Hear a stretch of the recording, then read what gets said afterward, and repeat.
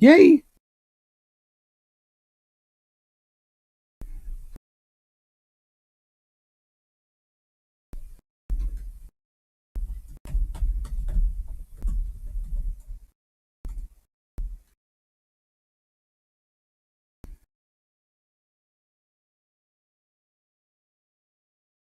Hello everyone, how are we all doing? Yes, it is looking a bit messy behind me, but it's the mess before the storm. Or rather, the mess before it all gets sorted out. I do need to change something quickly.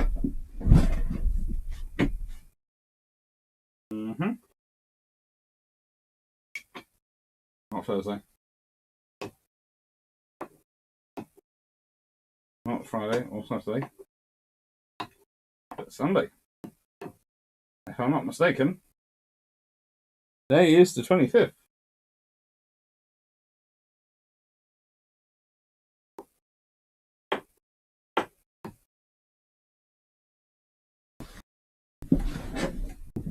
There we go. How are we all doing? My butt looks weird in tracksuit bottoms, doesn't it?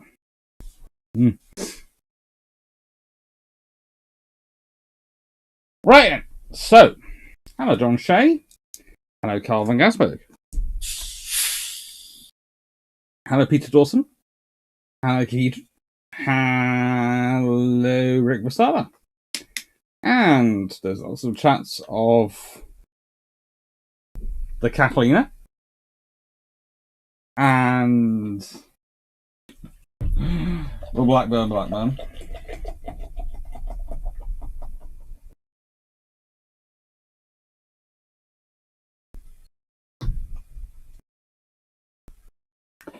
Right, before I get into the normal conversation, a normal topic,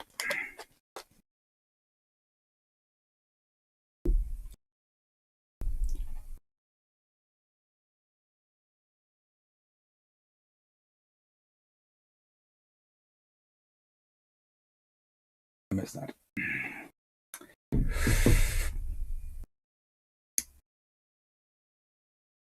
I think I need to say something, and I need to explain something. So,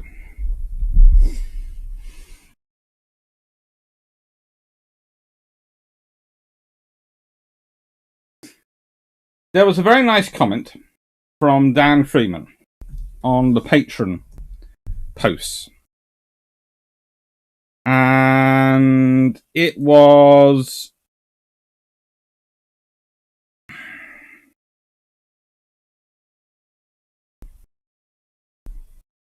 more seriously, I am more concerned with you being happy and not stressed by YouTube Patronate than I am exact timetables. Very kind of you. And I do realise that is a case of my patrons. You've all been very, very nice and very understanding whenever I have issues. So thank you very much for that. Now, what I'm going to say is this. I have 3 steady checks I can rely on. I have articles and other things I hopefully come in each month, and I have different teaching sometimes, which in different universities goes up, goes down, and I have money coming in for them when they remember to pay me. I'm contract staff though, so they sometimes forget. Those 3 steady, reliable incomes I've had for the last 12 months have been King's University, Patreon, and YouTube. And that's in order of the amount they give me.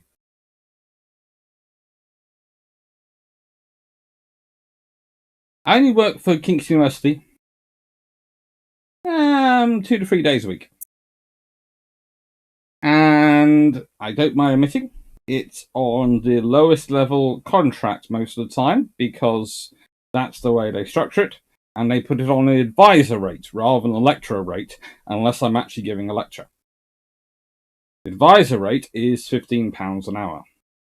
I know, anyone out there who thinks academics get paid oodles and oodles and oodles, you're talking about professors.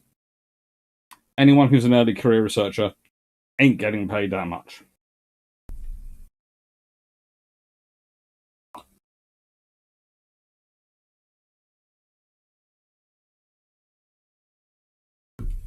here's the thing. I have to say, one of the things that makes me very, very thankful for Patreon and YouTube is that their combined income every month now equals a little bit under half of that from Kingston. So they're basically a third of my reliable income. So whilst it might seem strange to some of my colleagues in the academic world, I actually do like to make sure I deliver properly, because I think if people are being so generous, and that is the thing, Patreon, YouTube is all about generosity of the viewers, of the subscribers, the patrons. It's all about your generosity and your kindness and your support. And honestly, the only people who have been this supportive of me, and I'm not talking in terms of financial terms, I'm talking in terms of emotional support, if you want to use that phrase, but I would call it sort of community support. It's basically my sister, no, my mum first, my girlfriend, they're about the same but in different ways in their support, my sister, my girlfriend's mum, my aunt, my uncle, both aunts and uncles actually, they're the sort of people who have actually been this supportive. It's rare outside of family, and I would include my girlfriend and her mum and her dad and her family as part of the family to experience this level of support. And it's just amazing, and it makes me very thankful, but also makes me very worried about making sure I keep up what I see as my side of the bargain, providing you with good quality history and making sure it's enjoyable history and it's interesting history. And yeah, that's why I was worried a couple of weeks ago, because I know it's not expected because you're too nice to do that. But I expected of me because I'd feel I was letting down your generosity, your kindness. So that's why I was worried. Anyway. Right, let's get back to normal programming, especially now I've got Iron Brew, so...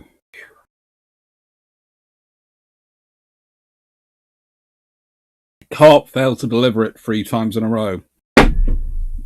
Hence... I have full fat Coke down here. And a bottle of Pepsi, full of fat as well. Luckily, my local corner shop actually rang me this morning because they know me so well and they know my dog so well. I went, I've managed to get 2 bottles of Iron Brew in. I put them behind the counter, pop up, and you can have them. So thank you to my local corner store. They, they know I won't name them because it sort of reveals my very, very close to my location, to where I live and my address. But thank you very much. It's slightly worrying to know that my neighbours are a number among the people who watch me. They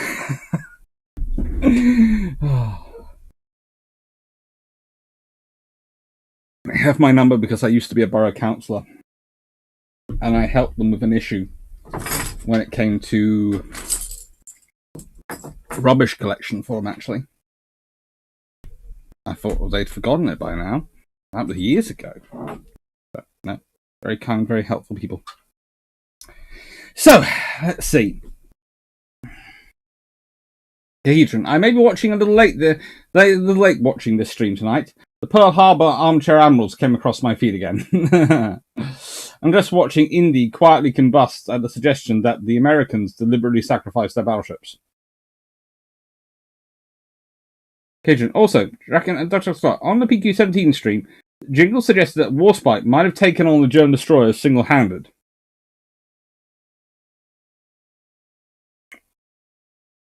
She probably could have done, but they could have hidden from her. That's the thing. They could have hidden from her. They couldn't hide from the destroyers. Because there are parts in the fjords that Warspite could really not go.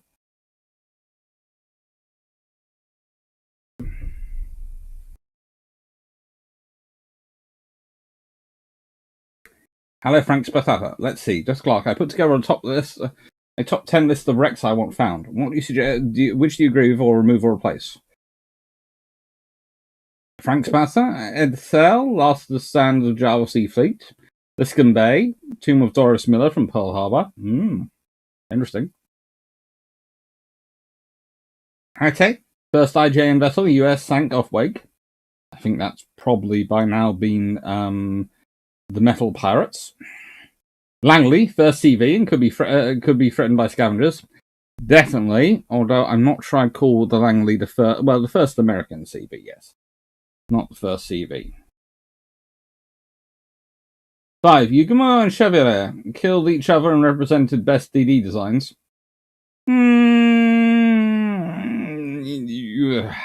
really sure about that one. Shinano could be the only attack Yamato hull. Could be. Doubtful. In the water it sank. I don't expect it to have had a nice soft landing. Matapan CAs, all 3. And maybe 2 DDs. Well, we know roughly where they are. HMS Bedouin and HMS Cossack. So yes, it would be good to find both of them. 9 Glorious plus 2 DDs. Honestly, that was a carrier battle group which should have had more support. In fact, Glorious should not have been allowed. I blame Lord Corkanori for that one. That's who's at fault. That's the frickin' carrier. Then had the indecency, the temerity to try and court-martial Somerville for cowardice.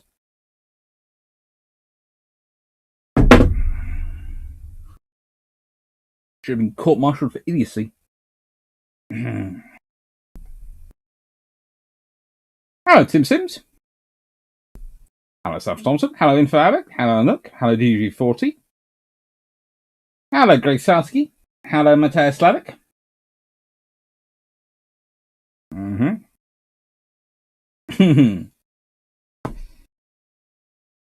Let's see. Sorry, there's a little cobweb I'm just going to quickly deal with. Hello, Shane F. Ooh. No, you're not forming a cobweb on my window. I will find you, ladder, and I will move you. I have told you before. There is a space by this loudness office, and not there. Hello, Petminter. Hello, Nook. Hello, Shane F. Hello, Greg Sowski. Hello, Bouchette Butter.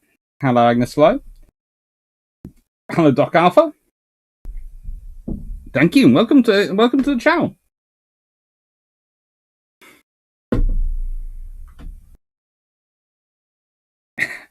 Hello, Sean Brennan. Hello, Sonic Nera. Do your students have to watch your videos? Some of them. There are some early videos on here which were literally for students.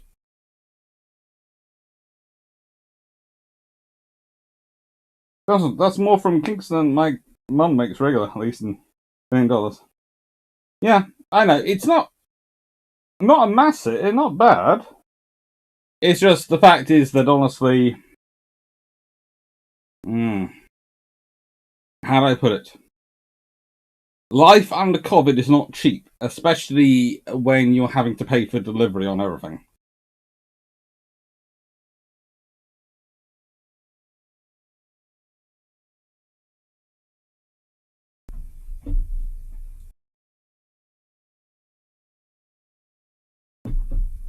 Good evening, Albert Lasky.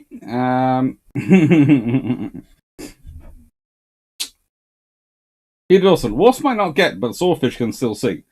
Probably. But can they far over the mountains? Hello, Vice Admiral Nelson. Hello, Stephen Richards. And hi, John South. So, today's Bruships is accounts of naval war.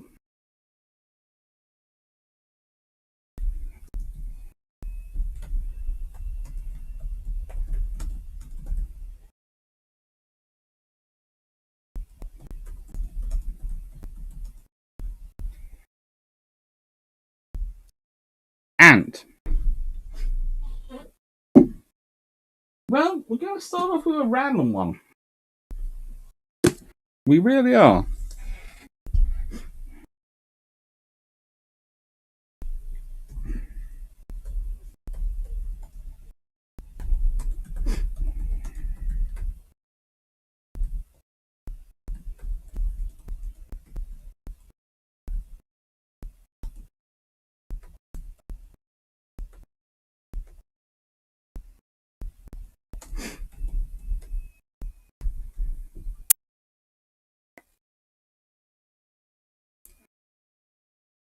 We're going to start off with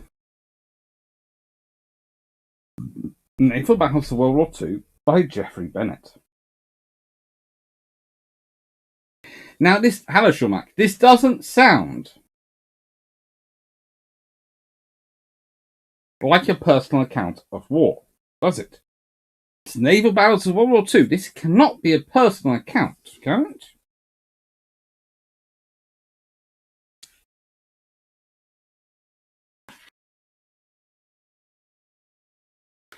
Well, for starters, it is a foreword by Admiral Burke, and for Admiral of the Fleet, Sir Algernon Willis, GCB KB DSO, on whose staff I had the honour to serve during a significant part of the Second World War. And the foreword is by Admiral R. Burke, US Navy.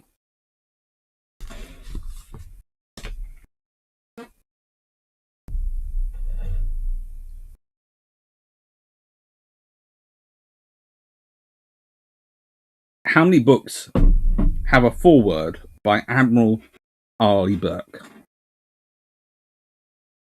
And they're written by a historian who'd served on the staff of a Royal Navy Admiral during World War II.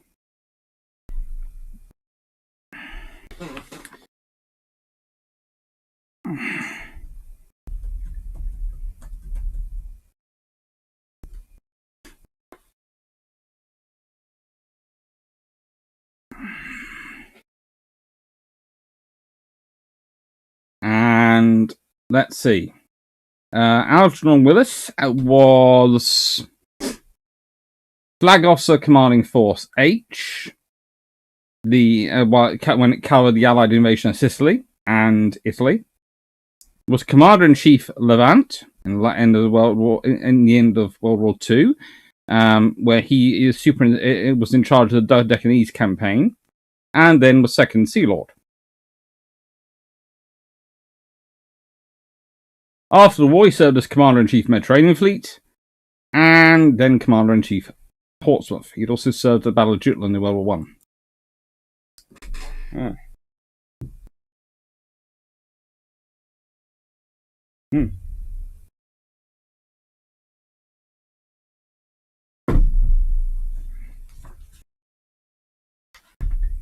This is Naval Battles of World War II by Geoffrey Bennett. Foreword is by Admiral R. Burke. Oh, sorry.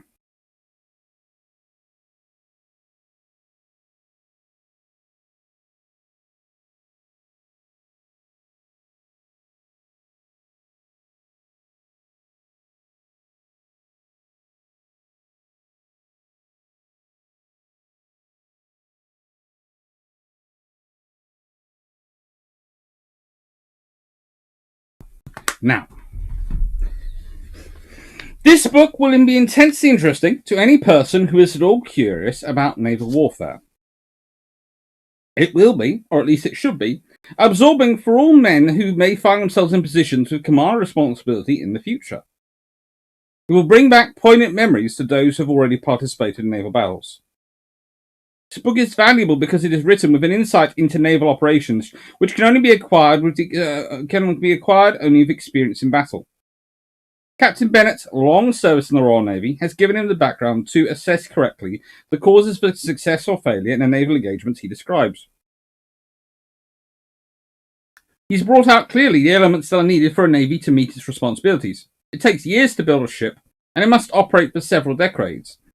An erroneous concept, a faulty design in a weapon system, may very well cause failure in battle and possibly the loss of a war. By the examples he recounts, he has shown the need for effective organisation of a navy so that proper routines can be established in peacetime that will make automatic in war and will work in war.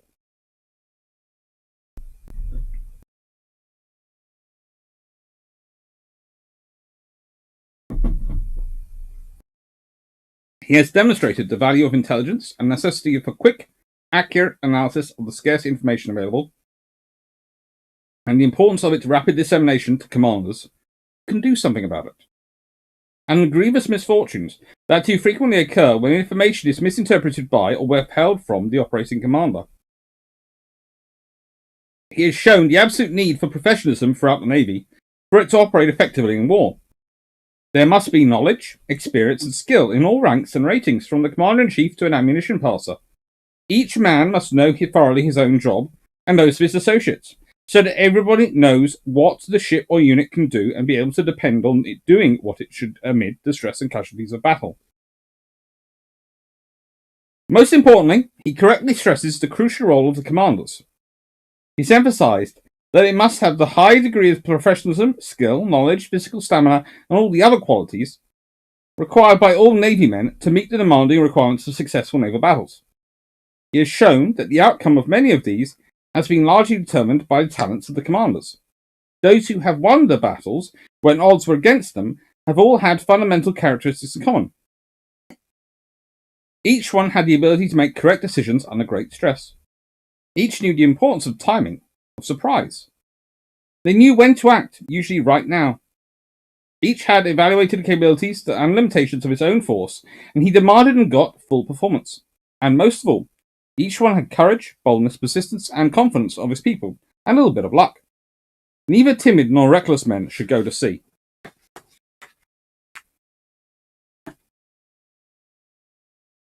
That's a foreword and a half. Hello, Tom Golding. Hello, Jay Bluff. Hello, Andrew Campbell.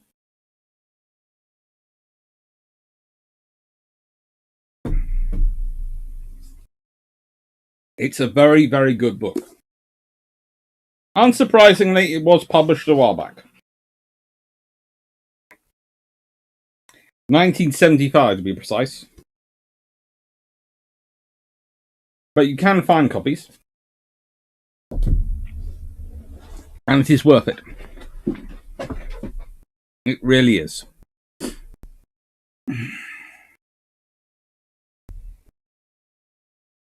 It's got nice maps.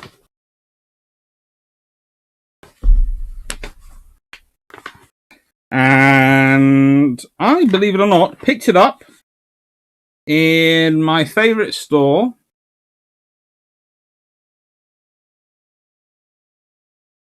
Not sure if you can see that.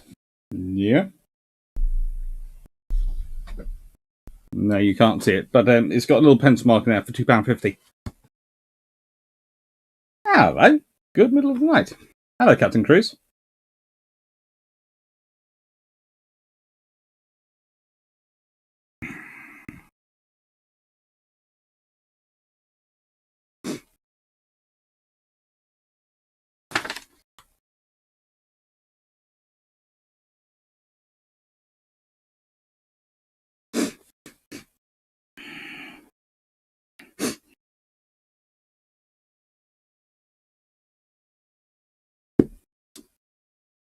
It's good. So it's not a traditional personal account of naval warfare, no. But it's someone who fought in the battles, talking about the battles, and other battles they weren't involved in, but has got recommendations to read it by some very, very experienced people. So it's definitely worth a read.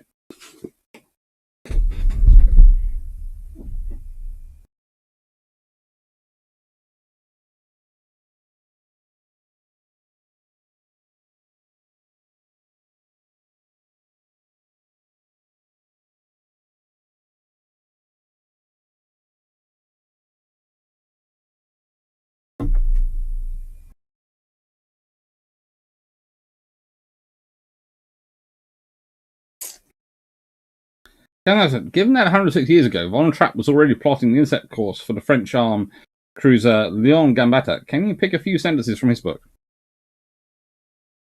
Don't think I have that in here. I think it's in one of my boxes upstairs.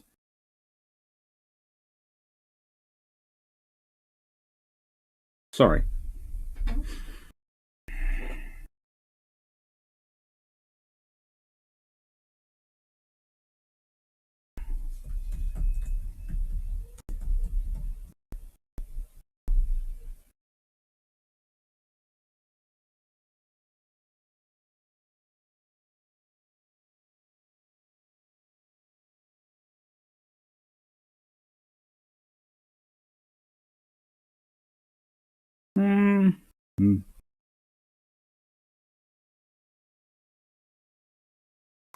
Right.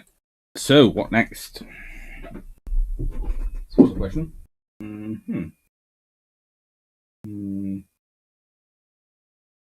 That one.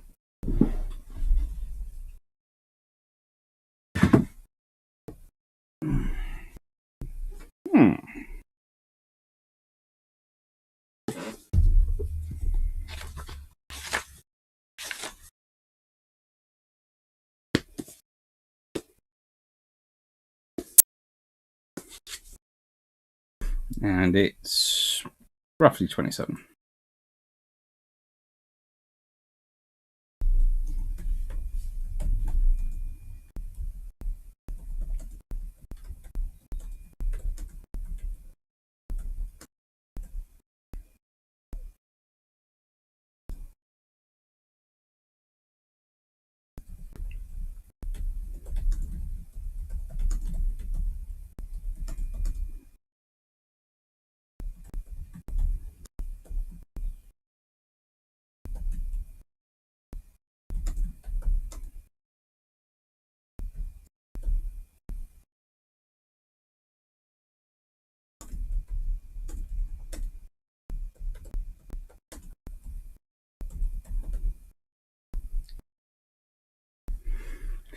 Right in.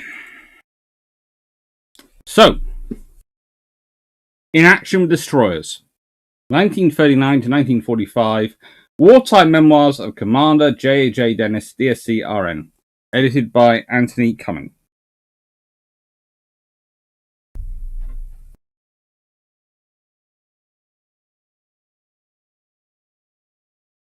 Hello, Richard Cook.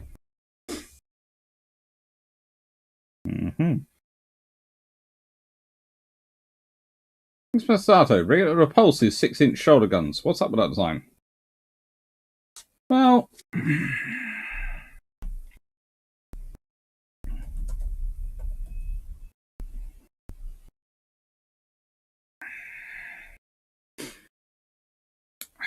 how do I put this politely?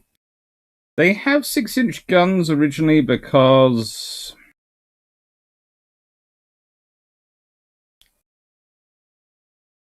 those are supposed to stop destroyers, etc., from engaging them. They're supposed to enable them to fight off light cruisers, etc., without having to engage the main armament.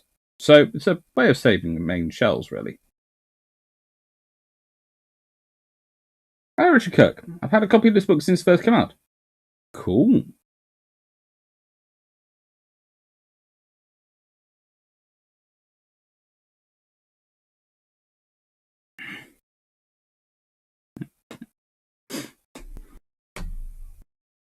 I'm glad you're enjoying the Black Swan book, Stafford. It's a very good book.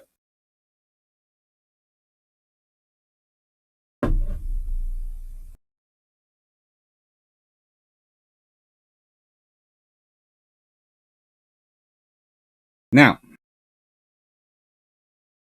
I'm going to be a bit rude for a second because I'm going to explain something, because I notice I look a bit teary sometimes on there. Because, and you can't see it, I bit my tongue there. Sorry. Probably Friday morning sometime. It's turned into a bit of an ulcer, so occasionally, when it decides to hit my teeth or hit my roof of my mouth, I get a ow. which is fun. But I have managed to record bilge pumps. I have managed to do all sorts of work with it there, and I'm certainly not certainly going to get through Bruships. But if I occasionally look a bit case of, wow, is Dr. Clark teary or anything? No, he's not. He's merely wincing because he forgot his cortisol. Oh, it's been a fun April. Really has. So, the chapters in this book. The End of Peace and the Phony War. The Finest Hour. Crisis in the Mediterranean. The Far East and Back. The Tide Turns to the Final Victory.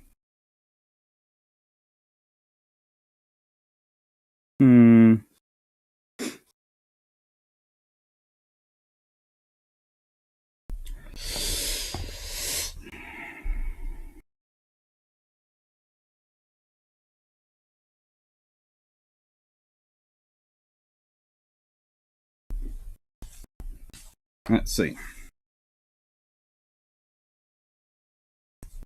This is the Finest Hour.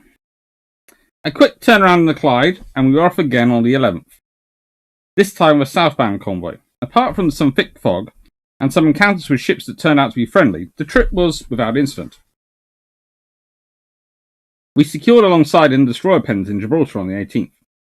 And what a relief it was to be in that relaxing climate with skies clear. At least for a moment.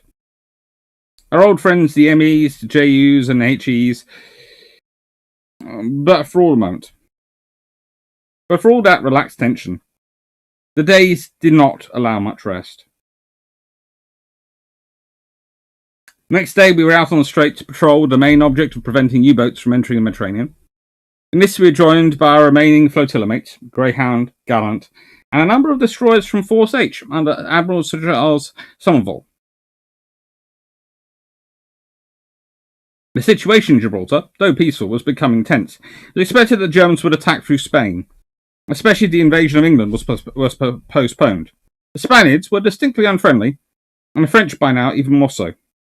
We were very much on our own. We do not know that Hitler's meeting with General Franco was to prove abortive. In any case, the French were an immediate problem. Since the attack on their fleet at Merzouga Bay in July, they had virtually become enemies, sending aircraft over Gibraltar frequently, occasionally to drop bombs. But they didn't bother us on our straits patrols, which were on the whole delightful, warm, sunny and peaceful. A nice way to spend a war. There were also some interesting incidents to keep up our morale.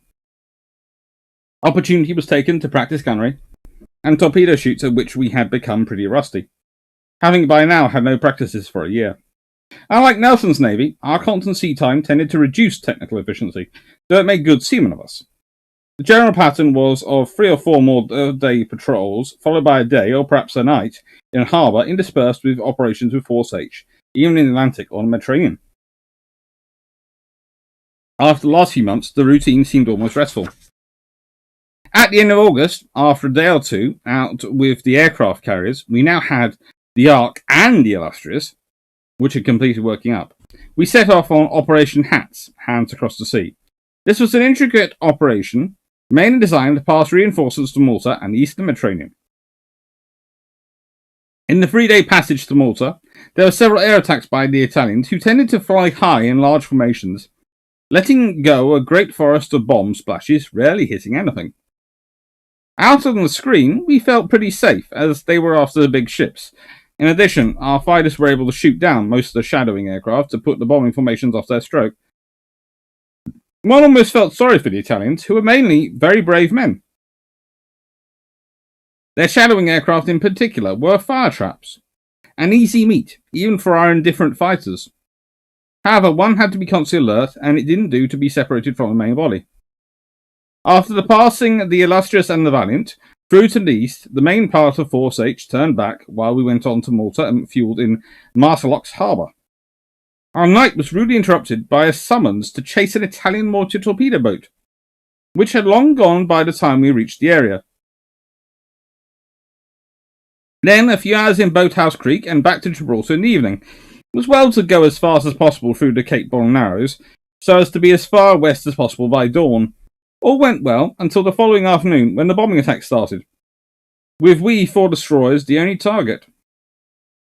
This was no great problem, as they still bombed from high up, and one could see the clusters of white silvery bombs on the way down, and had a good chance of avoiding them. On the bridge, we had a phlegmatic skipper of a Finnish ship, who for some reason was taking passage. He was quite unmoved, taciturn, and ate a lot. Late in the afternoon, the Garland, now repaired after a mishap in the early days and manned by Poles, broke down, and we had to turn back to tow her.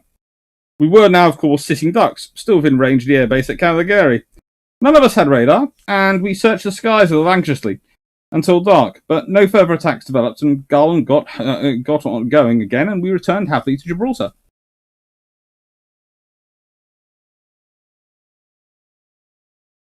It is a good book. It's a fun read, and it's worth it.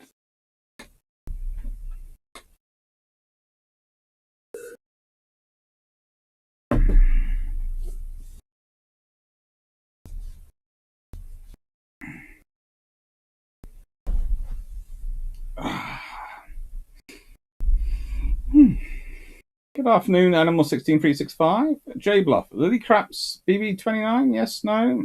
We can find it. It'd be interesting, but I expect it's a very small, very, very compacted wreckage somewhere. Count Gasmo. Frank Spencer and Dr. Clark. Read Repulse 6-inch. Keep in mind that German ships in World War II even kept the separate 6-inch anti-surface and 4-inch flak batteries. Animal 16365. Biting one's time is painful. It is.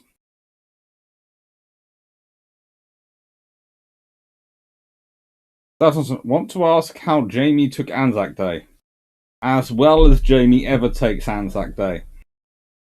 Although, you know, I think he's having a nice time.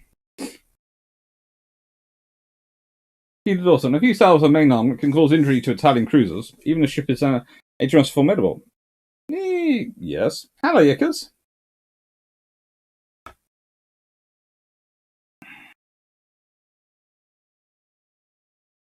Sure, Mac. There was Carl Gasbog. Stop it. We pretend mixed secondary batteries didn't happen because they were dumb and it hurts to think about them.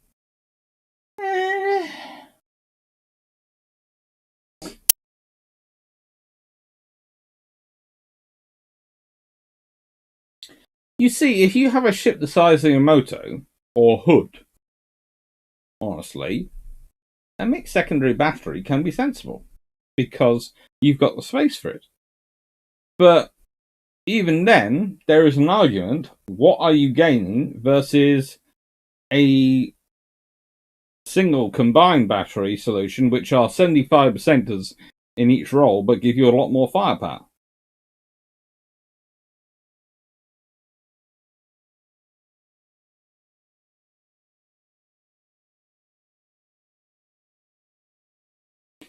Frank Spasso, it was HMS Gurkha which got sunk off Norway, chasing away the Luftwaffe. Frigate got sunk off Norway, escorting. John Funko, hello. Sunday treating you and the 550 search assistance well? I think so. I took the large one for a long walk earlier. And the small one, well, he went for a car ride. Because he's just a puppy. And he goes for the walk. My sister usually takes him for his walks. Because she walks slower anyway. And so she took him. And then I had to go. My car, sometimes it's not parked on the drive, sometimes it's parked away from the house. Mainly because if it's parked on the drive, it blocks in the other cars. And so I went to move it back because I could move it back to the drive because it's far safer than being on the drive, of course. And so I took the little fluff with me. Carried him to the car, put him down, walked him about a little bit, put him in the car, and took him for a drive around. Made sure he had his goggles on because I put the windows down for him.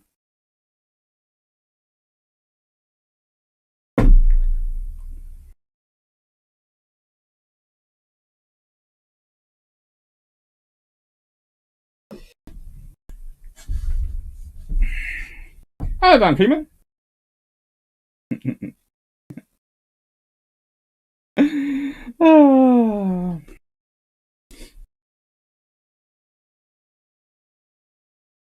Frank's Passato? I'm gonna be naughty and say, read my book when it comes out. Mainly because I'm hoping to get a fairly large number of book sales, because I will use the money from those book sales to fund research into my next 2 books. So, hey ho. I'm being naughty. I'm 16365. I wish they sold the real Iron Brew here in America. I think they do.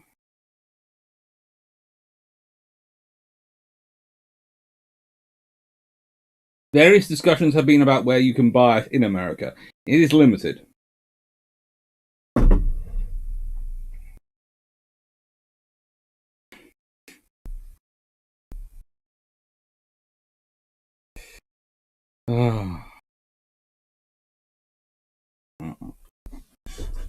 So, next book.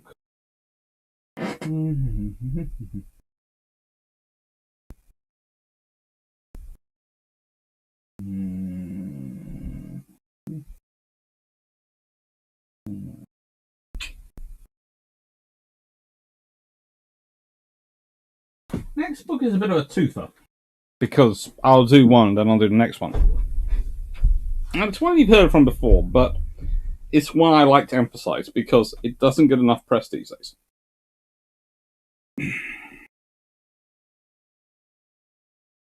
It gets forgotten.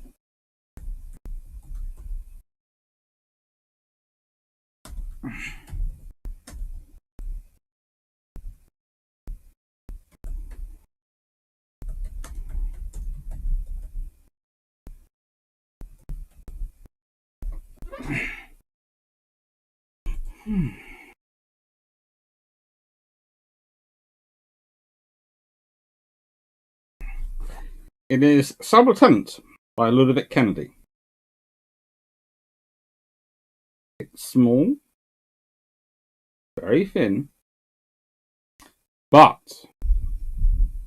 and this is the key thing, it had, for me anyway, it starts off with a picture of HMS Tartar, a gorgeous picture, which the author himself took.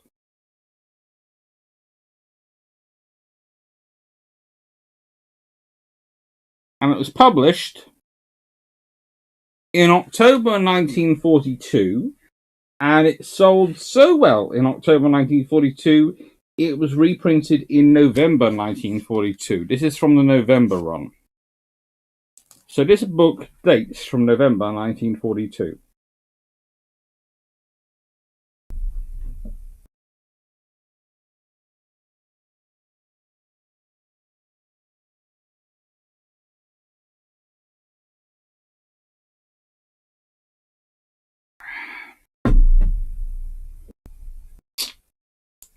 John Shane, I'm just laughing at the thought of a small cute corgi with well-run plain goals. They're not that dissimilar to that. They really aren't. They protect his eyes because he's on his harness. But the moment you put the window down, his harness won't allow him to poke his head out, but he'll sit with his paws on the door going... He can't get his head quite out the window, but he'll have it right next to it going... So he has goggles on.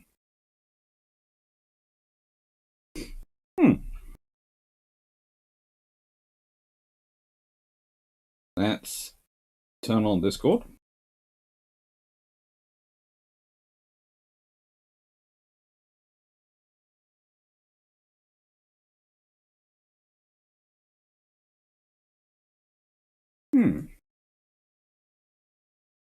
Ah!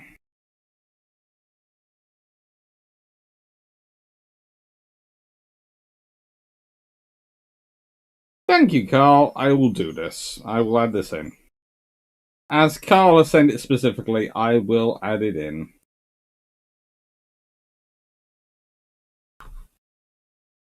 After this one.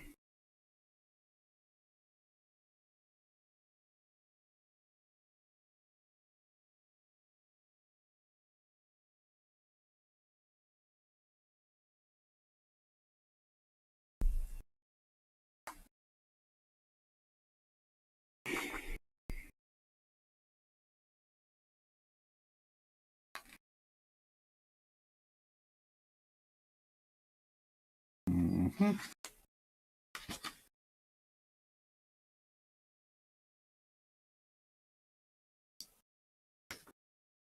let's do the Lofoten raid.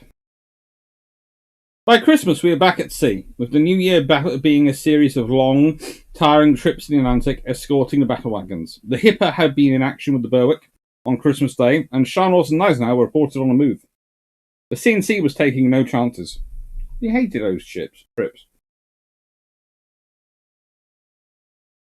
It was bloody cold, and the sea was usually rough. We had tossed from one side of the ship to the other.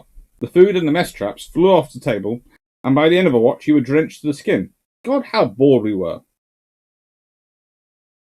If there had been some chance of action, we wouldn't have minded the discomfort, but there wasn't.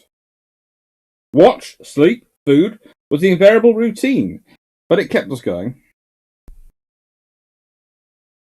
We had no time to think of all the things we missed, homes, families, and girls, and we lost all sense of time. The day might be Thursday, Sunday, or Tuesday, for all we knew or cared. One day towards the end of February, 1941, when the ship was alongside the depot ship, the flotilla gunnery officer came into the wardroom and asked for number 1. "He's out of the ship," I said. "Any message?" "Yes, tell him there's to be a GCO's conference at 10 o'clock tomorrow." "A gunnery control officers conference? What's that in aid of?" I wondered. The mystery deepened the next day when the captain went over to see Captain Destroyers with the other captains of the flotilla, and later to a conference in the flagship, the CNC. However, it was no good getting excited. That sort of thing had happened before, and had usually resulted in nothing. I took the afternoon off and went ashore.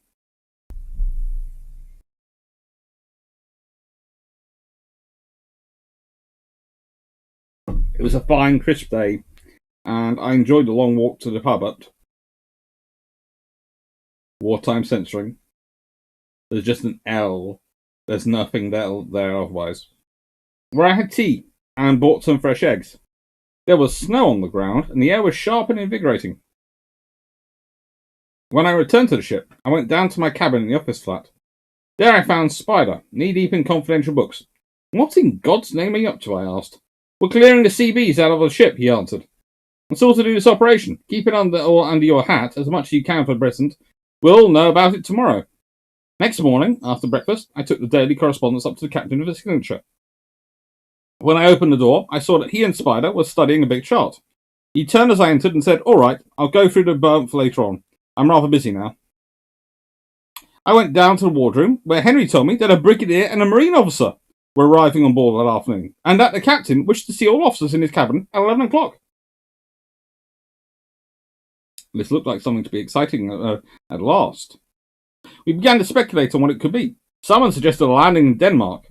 Someone else a Death or Glory expedition to Trondheim. Spider came down with a bunch of papers in his hand. "Big stuff," he said. "The best thing we've done this war. But you'll all hear about it shortly." 11 o'clock, we assembled in the captain's cabin. The door was shut and locked, and we gathered around the table on which the chart was spread, labelled Norway, northwest coast. "This is where we're going," said the captain, and pointed to Svolar, the capital of the Falkland Islands, 90 miles inside enemy territory. "The objects of the expedition are as follows. Firstly, to sink as much German shipping as we can find. Second, to capture the German garrisons. Third, to bring back to England as many Norwegian volunteers as want to come. Absolute secrecy has got to be maintained until we are at sea. If we get sighted by aircraft, then the whole party's off." This was the kind of show we had been waiting for. At last, we were taking the offensive. We were attacking the Germans instead of waiting for them to attack us. We felt like excited children. This will show the sods, we thought. God, what a break.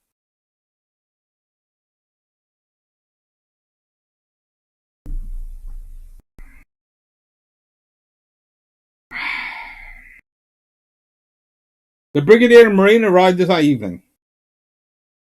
A little later we sailed. The voyage across the North Sea was uneventful. The sea was calm all the way, the weather dull, and clouds made visibility poor. That was just what we wanted. The brigadier was very popular. We took him round the ship and showed him everything, but what caught his imagination most were the northern lights, which he had never seen before. He spent a quarter of an hour on the quarterdeck one evening admiring them. We were due to arrive off Svoa at dawn on the 4th of March. Night of the 3rd, we began to make preparations for battle. After dinner, I went down to my cabin to change into clean clothes. We usually do this when there is a chance of action, as wounds are more likely to fester if one has been wearing the same underclothes for 2 or 3 days. It always seems to me a cold-blooded business, like being shaved before an operation. I stripped to the skin, sponged myself over, and put on silk vest and pants, long-legged woolen pants, and a woolen vest over them, then a shirt, trousers, a couple of pullovers, and my reefer. I filled my flask with brandy, stuffed a couple of bars of chocolate into the pocket of my duffel coat, and saw that I had plenty of matches and cigarettes. Then I emptied my pockets of letters and papers, which might be of use to the enemy if I was captured. The brig was in cracking form that evening. Before dark, he had sent a signal to his opposite number in the troopship. Hope to see you ashore tomorrow for schnapps. Now, over a final whiskey and soda in the wardroom, he told me of his hopes for the success of the operation. You've no idea, he said, what a difference this party will make to the morale inside the country if it's a success. The production of munitions will go up by leaps and bounds, and the workers will feel that the guns and shells they're making are really being used to good effect. The others drifted into the wardroom to fill the flasks and buy nutty, or a packet of cigarettes. Then the joking started. My address from tomorrow, said Henry, will be off-lag 6B. Write me a line sometime. Someone else said, go and see my poor old mother and tell her my last thought was of her. My address, said Tiny, will be care of D. Jones, Esquire, The Locker, Vestford. I wonder if there are any nice girls in Svolva. I'm going to get as whistle as a coot when we get back. Wonder if I'll be able to get ashore tomorrow all right, said the brig. We went to action stations. I climbed up onto the pom-pom deck and wedged myself on the gun platform between the layer and the trainer. We were inside the Arctic Circle now, and it was bitterly cold. I sent off the crew in 2s and 3s to get warm in the caboose on X gun turret, and took a swig of brandy myself. It was pitch black. It was a pitch black night. Thank God, and the forms of the destroyer on either side of us were hardly visible. After a while, the cold became almost unbearable. A numbing cold which stupefied your brain and made you want to sleep. Several times I found my head lolling against the sighting bar. I began talking to the captain of the gun to keep myself awake. He told me about gunboats in China and the times he had had in Hong Kong and Wei Hai Wei before the war. He told me of his wife in Belfast and his love for his native country, Ireland. He told me about the West Indies station and an American girl he had nearly married in Bermuda. And he said, look at them lights, sir. Off the port bow, lights began to appear through the darkness. I knew that we were entering Vestford, the long channel which is the approach to the iron ore town of Narvik. Soon the lights were abreast of us, scores of them, green, red and white. Just like Piccadilly Circus, said one of the crew. It must have been about 5 o'clock when the whine of the engines took on a deeper note, and I knew that we were reducing speed. We stopped as dawn was breaking. I could just distinguish the outlines of the mountains towering above us to port, and at the foot of one black smudges which were houses. It was absolutely still. Not a sound anywhere, nor that now that our engines were stopped. I heard quite clearly an officer in our troopship giving orders for the lowering of the invasion craft. There was a creaking of ropes as the davits were swung out and the boats lowered into the water. They moved off noiselessly like ghosts towards the town. Dawn broke and brought one of the loveliest sights I have ever seen. To port, stretching in either direction as far as I could see, was range upon range of mountains covered with snow. The starboard and astern were the flat blue waters of Vestford, and across the fjord the snow-capped mountains of the mainland. The sun appeared from behind the mountains and shone from a blue, cloudless sky. Suddenly I heard the whine of the gun pumps, and saw that the main armament was being brought to bear on the starboard bow. A small coasting vessel was making its way out of harbour. Through my glasses I saw a Nazi flag flying at the stern. She crossed our bows, and believing Tartar to be a German warship, he's on Tartar, he says T with a dash, but I know it's Tartar, dipped her flag in salute. Had she observed us closely, she would have seen the battle ensign flattering at our foremast. Our reply was to send a shot across her bows. She sheered off at that. A little later, a boat was slung out and the crew abandoned ship. Number 1 opened up with the forward guns, and soon the ship was a blazing mass. She ran aground on some rocks and burned herself out. We heard later that her captain had committed suicide. The Norwegian fishing fleet of 30 or 40 small trawlers chugged past us on its way out to the fishing grounds. As the trawlers passed, the fishermen stood up, waved their caps in the air, cheering wildly. Several boats came alongside, and I saw our messmen striking a bargain over some cod. By now, the army had gained possession of the town. We had heard no shots, so presumed that the capture had been bloodless. It turned out later that most of the Germans were caught in bed. The army posted a signalman on the roof of one of the tallest houses, and soon we were maintaining regular communication. Although I couldn't make out what he was flashing, as the ship was under helm most of the time, and we were keeping a sharp air lookout. The captain next turned his attention to a large merchant ship, which lay at anchor behind the rocks fringing the outer harbour. Another warning shot across the bows to give the crew time to abandon ship, then steaming slowly up and down the outer roads, we shelled her until she sank in flames at her moorings. Grand to see the streaks of flame shooting mast high as the shells burst on the sides, and to watch her list farther to starboard until she lurched suddenly beneath the surface.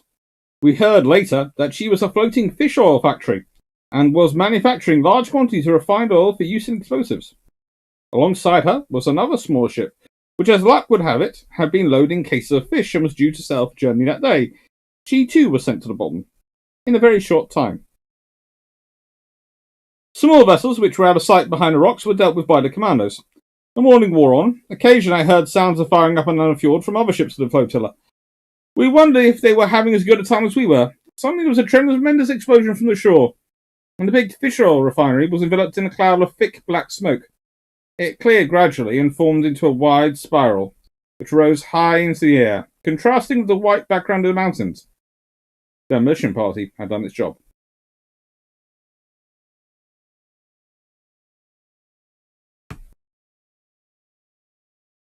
It's a good book.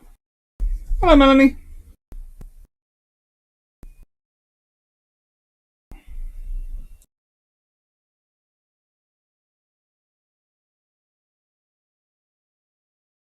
Prime Flux. Mr. Stark, what ship are we reading about? HMS Tartar, the experience of Ludovic Kennedy aboard her when he was a sub-lieutenant in World War II. Star Shells, huh? Yeah. I was on the third book. Ranks by Ardent. How good were the secondaries at Jutland? The ones which were operation did quite well where they could. 1964, his reefer, he was smoking marijuana. It was, I think, a life jacket or something like that. Remind me of something. Let me check. Royal Navy reefer. I do remember this one, but I will say it wrong. It's a jacket. It's a reefer jacket. Yeah.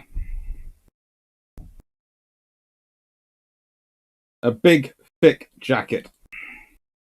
Very nice to wear in the cold.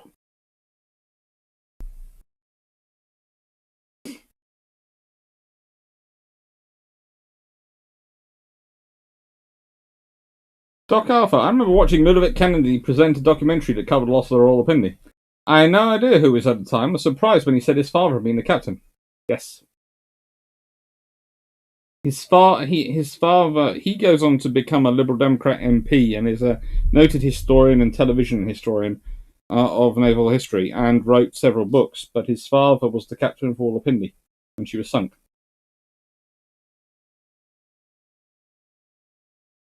Yes, this is Ludovic Kennedy.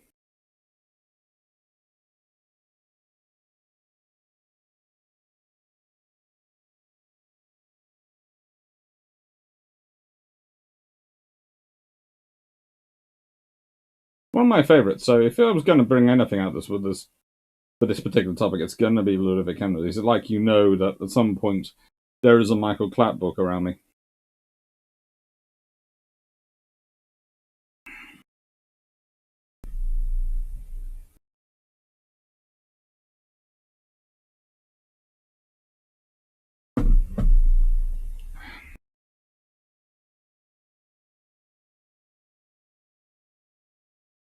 His father's ship had been sunk by that point.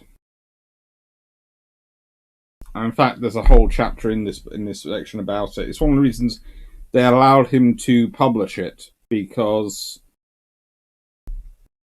They thought it would be good for morale.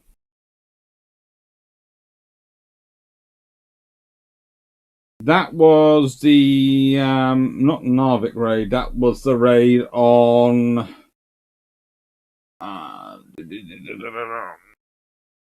That was Operation Claymore, the first commander raid of World War II.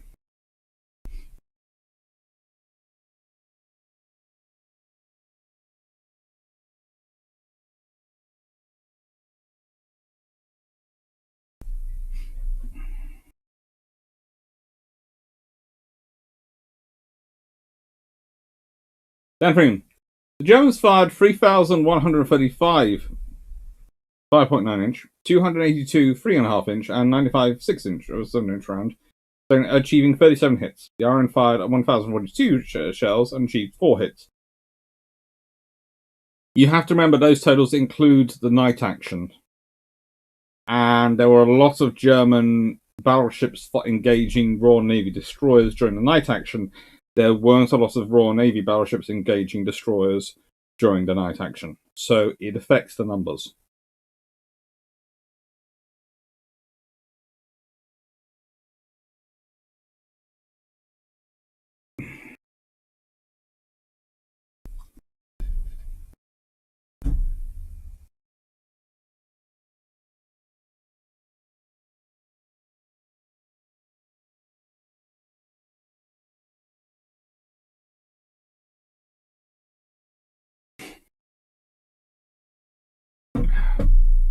Mm-hmm.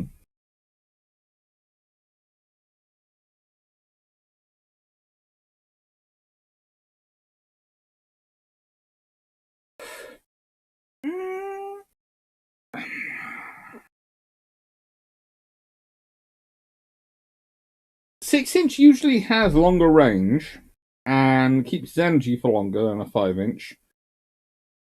But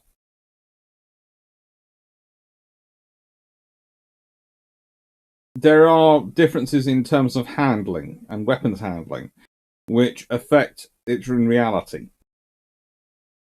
6-inch is about the biggest you can go and still be able to be hefted and moved by hand. Although it won't be easy. 5-inch is a lot easier. 4.5 inch is even easier. 4.7 inch. Yeah. That's what I make me thinking when I think of these calibers.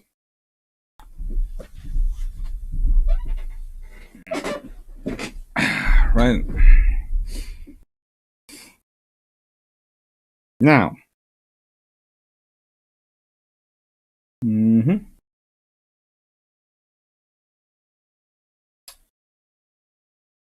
Page 11, I presume.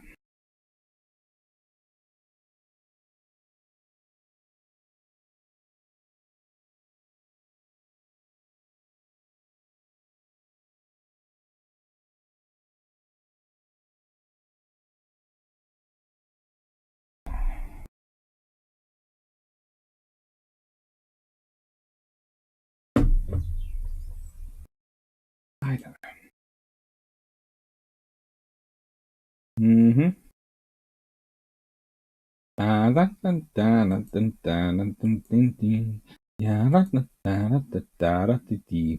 Sorry. Calvin Gasberg has sent me a digital copy of Georg von Trapp's book. Well,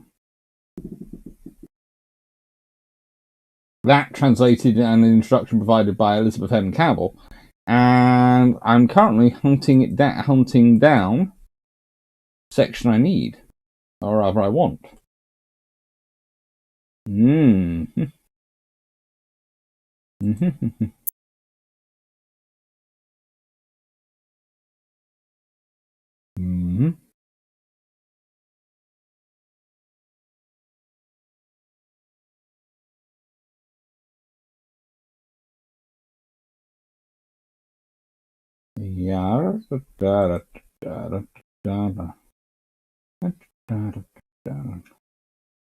Okay, 30, let's go 1, I'm guessing.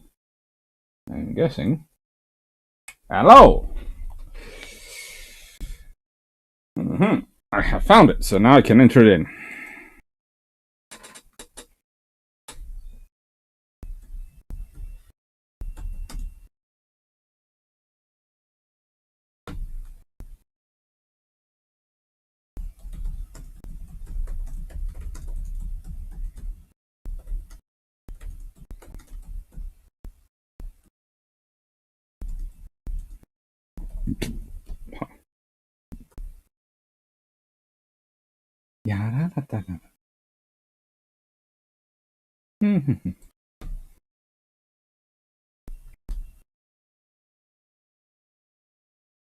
Mm-hmm.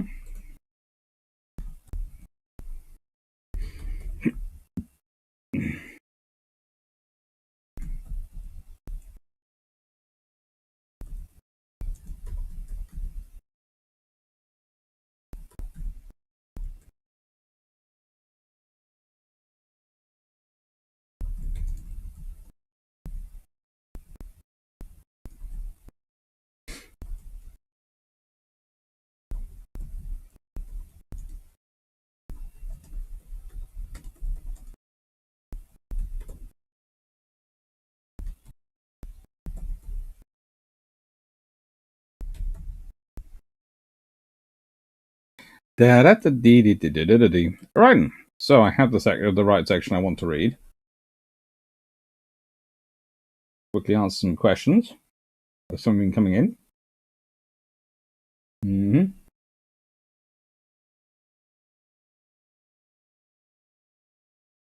Mm-hmm.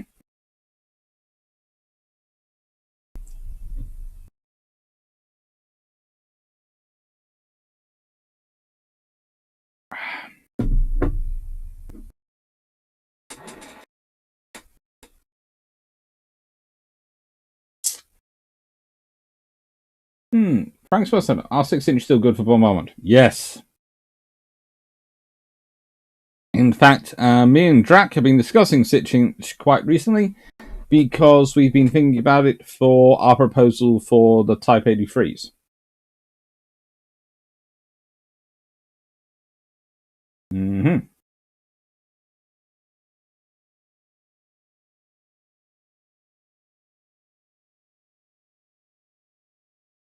Oh.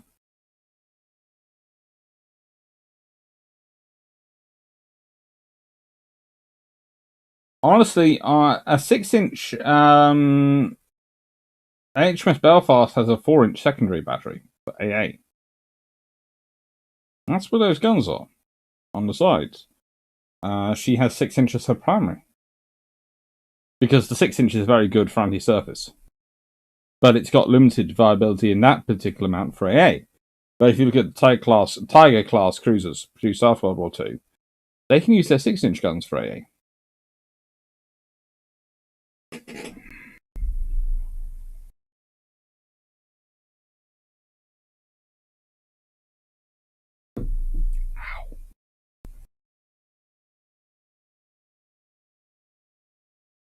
I don't know.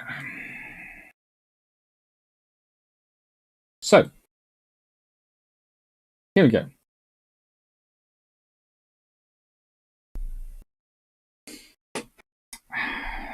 And I'm going to be reading off the supersize screen to my right.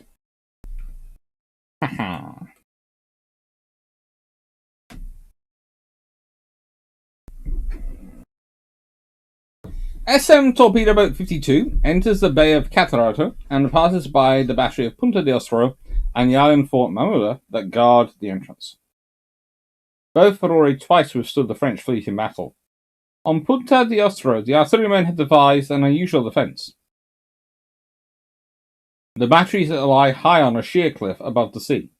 Below at the base of the cliff and halfway up, they set small mines with smoky, strong gunpowder to ignite electronically. When the French fired their first rounds over the battery, the Austrians detonated mines below to indicate too low an aim on the enemy's part.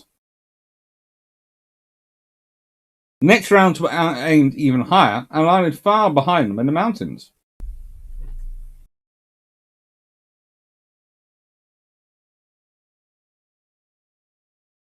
Through the narrow passages between the mines, The boat continues, passing launching stations to the small harbour at Rose,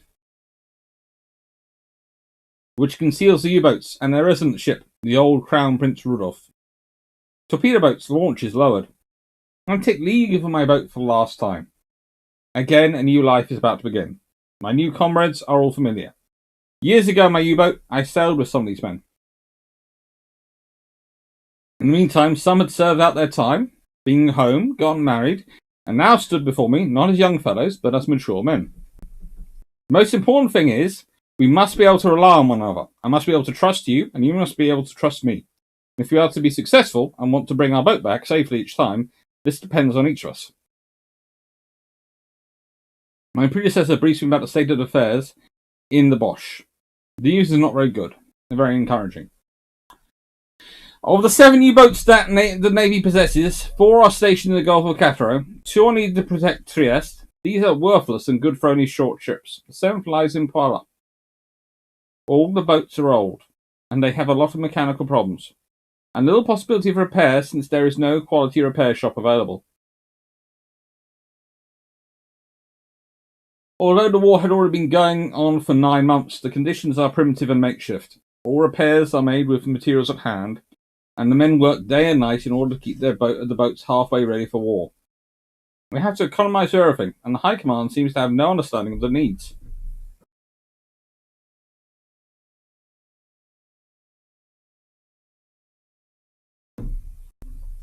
We have to be self-sufficient if we want to sail at all, my predecessor says. Have you seen our motorboat? Even old Noah would have had problems with it. The glorious Navy does not care enough about us. We are neglected stepchildren everywhere, and first need to assert ourselves. Up until recently, we weren't even allowed to test our torpedoes by ourselves. Those in the arsenal took care of that. They should be able to do a better job, but even there the torpedoes seem to have been sabotaged. The result was that our torpedoes ran crooked. The men are first-rate, clever and willing. Give them an empty sardine can and they'll make you a carburettor. I wonder only how they kept up their enthusiasm. They too need success for a change. Nothing was seen in me for a long time. Since U-12 torpedoed the French flagship Jean Bart, the Adriatic has been empty of warships. Occasionally, we can capture a few small coastal vessels. At night, they want to smuggle their shipments from San Giovanni di Milo toward Montenegro. But the neutral cargo vessels of the Poliga line that supply Montenegro through Albania are taboo. I feel hot resentment rising slowly. We are such fools, I tell the man who's orienteering me. We hold ourselves scrupulously to the international regulations of the right of capture and raiding of ships. The enemy must be amazed at how well behaved we are. He certainly has it easy. Supply Montenegro through neutral cargo ships that have been cleared for neutral Albania. Everyone knows that the merchandise is brought over from there to Montenegro, and we let these transports run by in front of our noses and are not allowed to take them. Yes, says the other. Their captains salute us sarcastically, and we must make the best of it. Sure enough, the next day I receive orders from the admirals to adhere strictly to international regulations.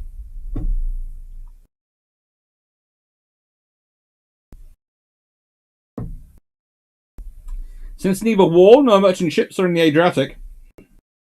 I must go hunting in another region. A cruiser has been reported in the Strait of Otranto, every now and then.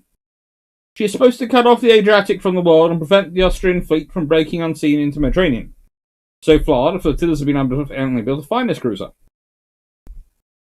However, she appears in the Strait of Otranto every now and then. Moreover, it has been reported that a French fleet has hidden itself away in Astraco, a harbour on the Greek coast by Santa Mara, which must have escaped the Greek government completely.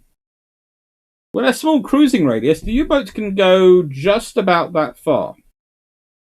2 days later, at 4 in the morning, U-5 silently undoes her moorings. We want to be out of sight of land by daybreak, because the Montenegrins can look out from the Leviathan at the whole Bosch and keep sight of a departing boat for a long time. Their radio station can inform them of an approaching U-boat, and that would not be what we need. Rudolph, everyone is still asleep except the watch, who calls after the boat, have a good trip. Hugging the coast, our course skirts our own minds. We flash the identifying signal to the forts and shore batteries, and soon our boat reaches free, navigable water. The Sirocco drives rain squalls ahead of itself as it advances. It is wet and cold, and the atmosphere feels unfriendly and chilly. Slowly pressing on, the boat works against the seas with difficulty. They inundate her, and on and off, part at the conning tower, and then run like a waterfall to the other side. The irregular beat of one labouring engine can be heard up here, and we on watch keep peering down the conning tower, waiting for the hot tea that would cheer us up. Except for us, everyone has disappeared below. Crew worked up to the moment they had put out to sea to get the boat and engine ready, and now each one is catching up on as much sleep as he can. With the rising sun, the wind turns to south-southeast. The rain showers slowly break off, and the clouds clear. With daylight, rain gear is removed, and the lookout stretched comfortably on the conning tower in the warm sun. The colours of the high-blount mountains of Montenegro and Kosvek blend with the dark shades of the clouds that cannot find their way out of the mountains. The land disappears, and the last link of the homeland is lost. Sir, I must call your attention to something. The boat is old and worn out. We've tried again and again, but it's impossible to get the engines tight. And exhaust and gas fumes come into the boat. For example, if we submerge now without ventilating the boat ahead of time, in an hour and a half, the crew will be unconscious. Men will fall like flies, and we'll be able to revive them only after we surface and bring them into the fresh air. But the crew doesn't seem to mind. They call this condition gasoline stupor and laugh about it. But at some point, it could become dangerous. We definitely need other engines. These engines that run with oil, not these old gas motors. Well, I answer, we cannot do much about that. The boats are all needed. As long as we have so few U-boats, we cannot think of installing new engines. Be too time consuming. We can't do without a single boat and must get as much possible out of each one. It's a real shame that we have such junk to work with. In the evening light, signals from the Italian coast come in sight. The course is 10 miles from land towards the south. I tell the crew the situation. For hours, binoculars stare into the darkness and look on all sides for the blockade cruiser that is supposedly there. Everyone's eyes tire and see things that are not there. Once light, then dark shadow, and again and again it was illusion. Wait a minute, there is something. A dark spot on the dark water. He who saw it first whispers to his neighbour. He does not want to cause unnecessary alarm. It's unquestionably a ship. The boat comes about and it becomes evident. A gaff-rigged schooner that slowly steers in the direction of the Italian coast. We two officers confer. A boat search is pointless. At best we could give ourselves away and the big prey would be lost. We let him go.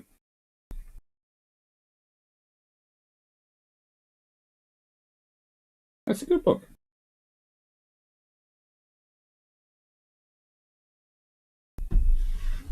It is a good book.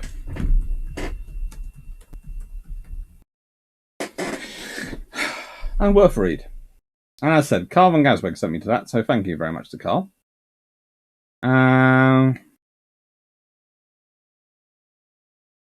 Let's see. Thank you, found that spot. Pardon me.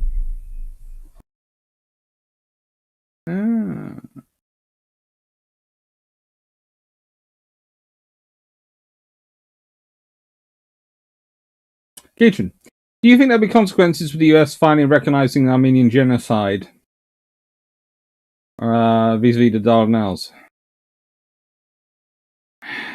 They were very careful to call it an Ottoman genocide rather than a Turkish one, so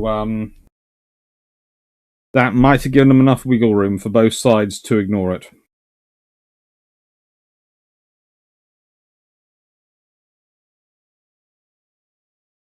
Might have.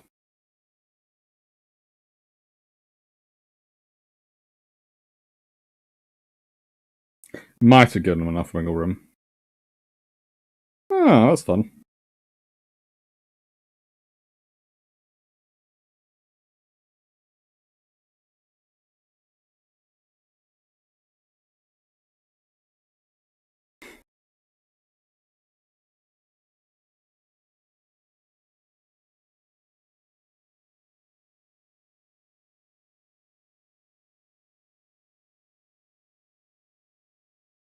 Sorry, a friend has just emailed me and gone, can I have a link to this?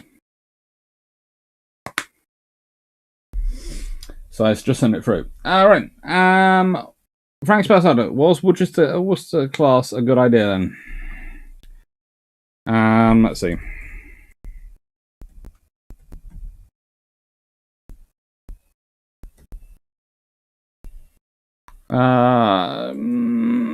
They're certainly an idea. I like them. 12 6-inch guns, 24 24 3-inch guns, and, you know, everything else they need. You know, it's an idea to have it. It's definitely going to have enough firepower to deal with most threats. Let's see if I can find a picture of them.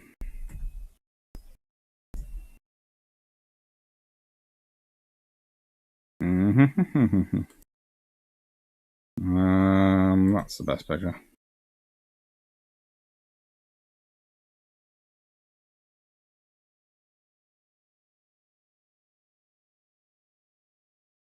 Bam bam.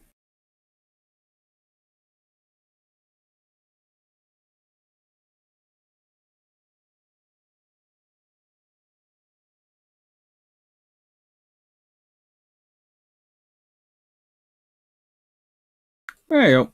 There's the Worcester class. And as you can see,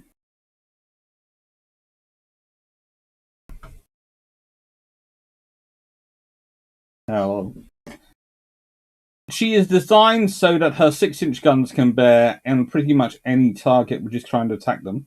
Because most air targets will try and attack them from the beam, because that gives the ship the largest target. And she's also got a decent secondary armament, so you're going to have a lot of firepower coming out your way.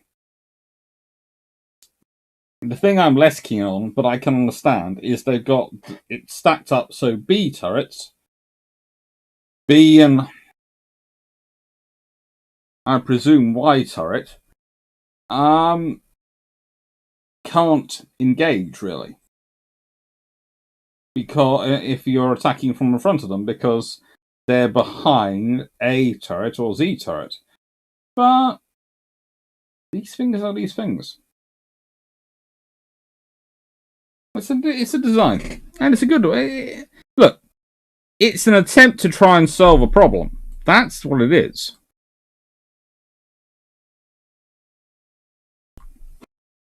Melanie61, quick question. I'll ask a quick question. Melanie6040, North Korean ICBM tech. Would you rather rate the reliability of their birds that theoretically have the range to reach the west coast of the United States? I think if they certainly put a lot of effort into it, but I'm not sure if they've quite got the quality control yet. But don't count it out. But also how many of them they have. And let's be honest, the moment North Korea demonstrates that they have got reliable ICBMs that can reach as far as America, then America starts to get very worried, and you can expect there to be an explosion in anti-ballistic missile defenses.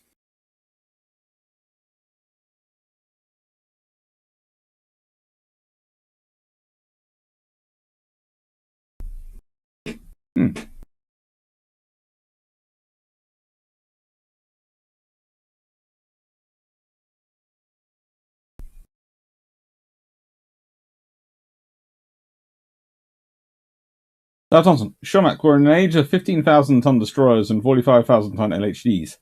Well, let's be honest, they're carriers, but they're amphibious-orientated carriers. That's what they are. That's the equivalent of if you're talking about the treaty-era ships.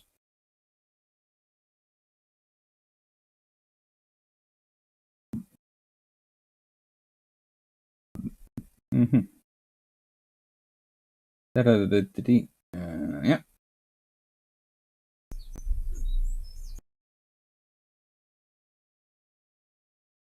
Thanks about it. But if more countries make 6-inch ships, won't some start going 8-inch, 10-inch, 18-inch again? They might, but it's doubtful. You see, you can make a case for a 6-inch ship in a modern fleet.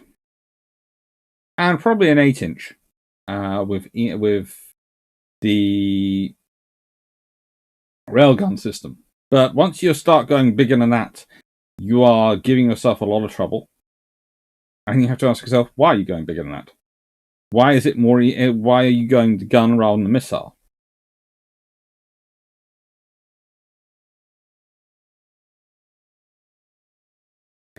Dan Freeman, why not just attach some tugboats to the Isle of Wight and tow around instead of bothering with Tichy Habakak? Because the Isle of Wight really isn't that maneuverable.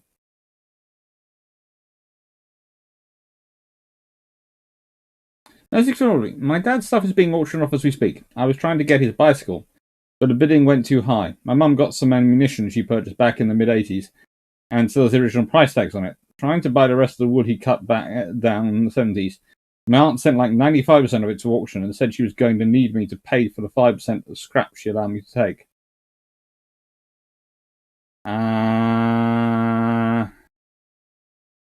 That sounds pretty shitty. As you know, I went through a similar family experience thanks to my dad's girlfriend, but yeah.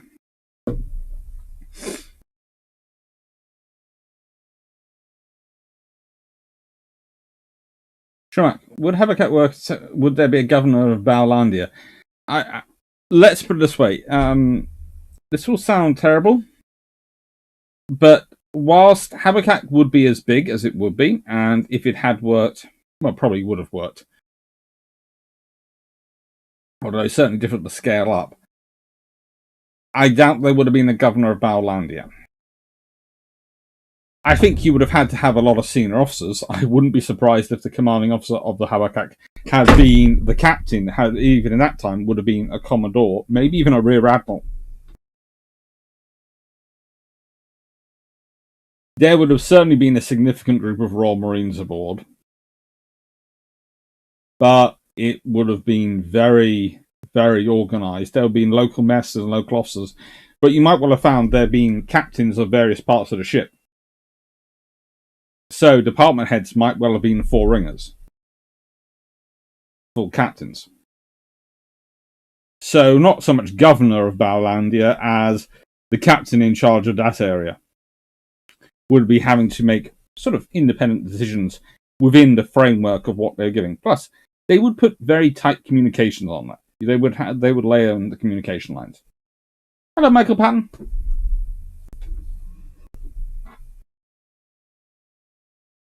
Mm-hmm.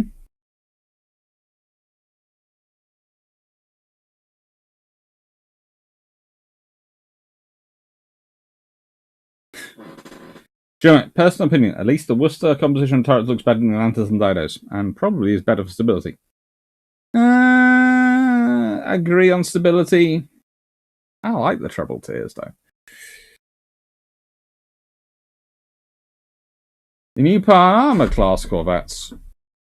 Let's see.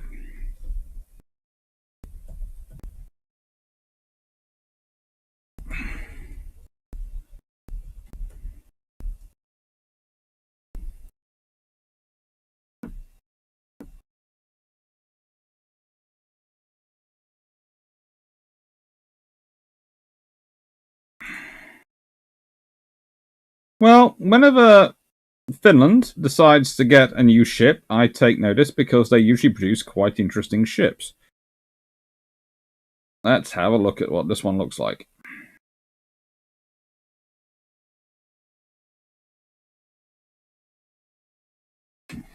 Hello. Wow. Let's see.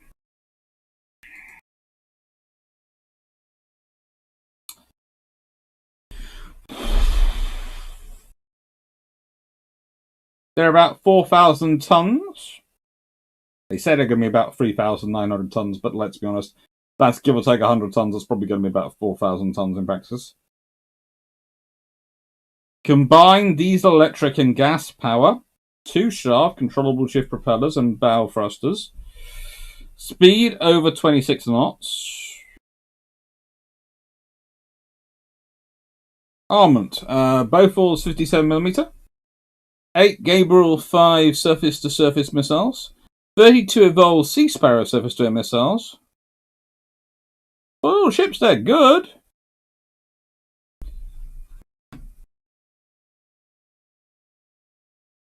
I wouldn't mind a few more of the ESSM, but I can understand why with their size they've gone for the size they have.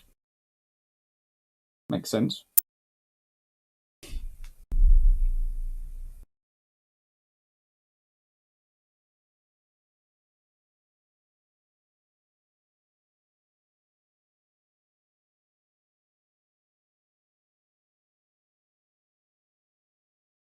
So my dream of 12-inch 45 railguns are just a dream. It could get up to 12, but I think honestly, if you go for an 18-inch railgun on Earth, you are going to be having a lot of interesting. Unless you can find materials we do not have at the moment, it's going to be problematic. In space, you can probably manage the cooling.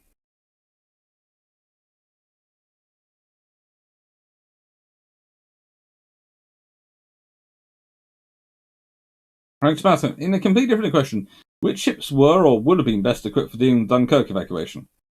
We pretty much sent them. You needed little boats to get into the shallows. You needed the ships we used on the mole to get off hundreds and hundreds and thousands of people. And you needed destroyers. And remember, there is a lot of discussion over why the Germans stopped where they were. Taking their tanks in range of Royal Navy destroyers was not something the German Armour High Command really wanted to do, despite many conversations by Rommel, etc., to the contrary, because, let's be honest, a destroyer sees a tank at this point and goes, "Ooh! A slow-moving, very nice target!" 4.7-inch gun versus the average tank. Hello? Or, how do I put this politely? Let's see, 4.7-inch gun. That's what, 115, 118 millimeters?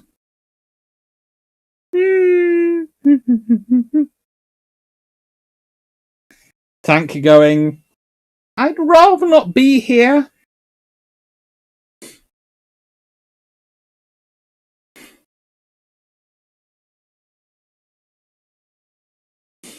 Vision, on-rail guns, harder to cool off in space. Vac, not a good conductor. Need lots of radiators or a big heater both. Agreed, but also in space, you must remember there isn't gravity going to be doing, how do I put this, uneven wear on your rail guns. So that's the big problem when they wear down. The gravity side of it, and there's actually been an idea about rotating the barrels to reduce the gravity wear on them. Maybe.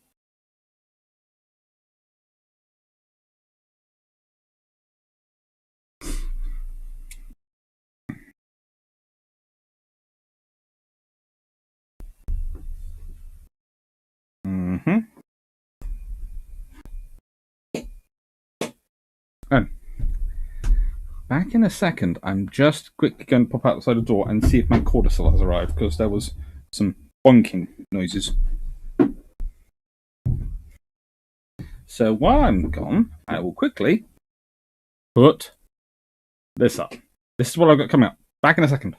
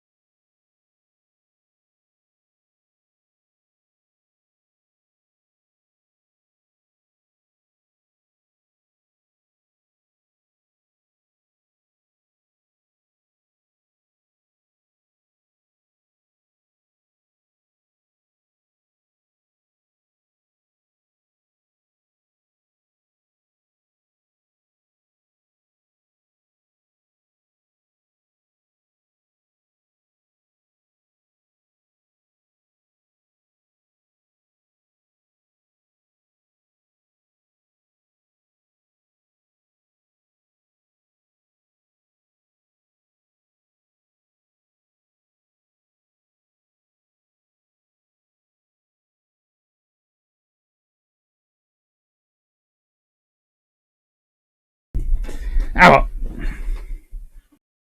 How do you even, Frank's matter, how do you even target long ranges across space? Probably by watching light returns. Hoping and praying.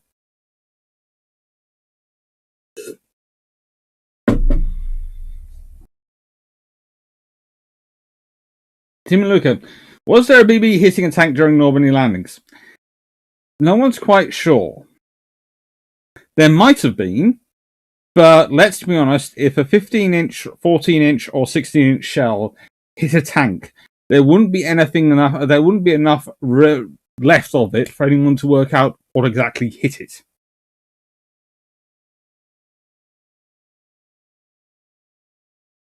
There again, if a 6-inch or 8-inch shell hit a tank, probably the same would happen.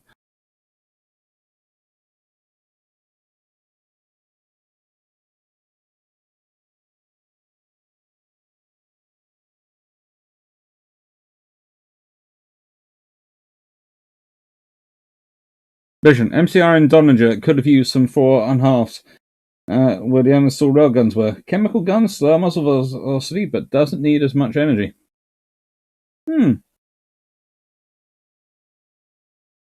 Nice one. Yeah, gotta love that Daddy disowned me because I'm disabled and unable to get a job. Ouch.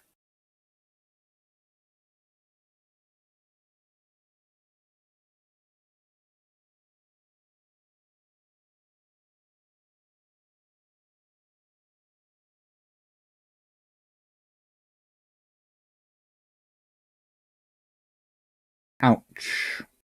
Sorry to hear that.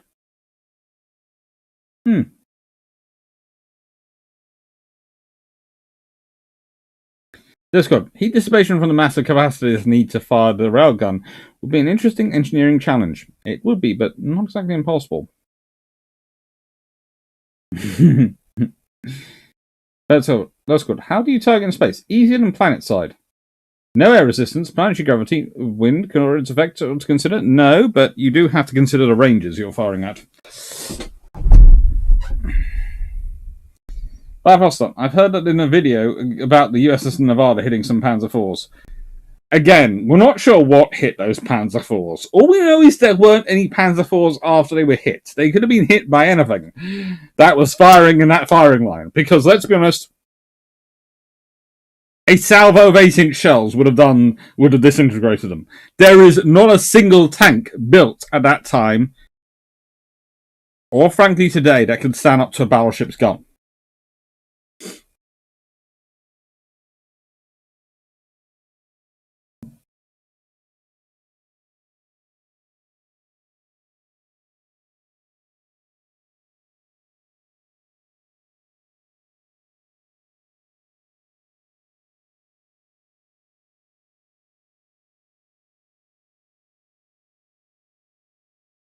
Don't worry, Melanie. Understood, and I'm sorry to hear that. Right, new book. Definitely new book time. Let's go for the other Ludovic Kennedy one.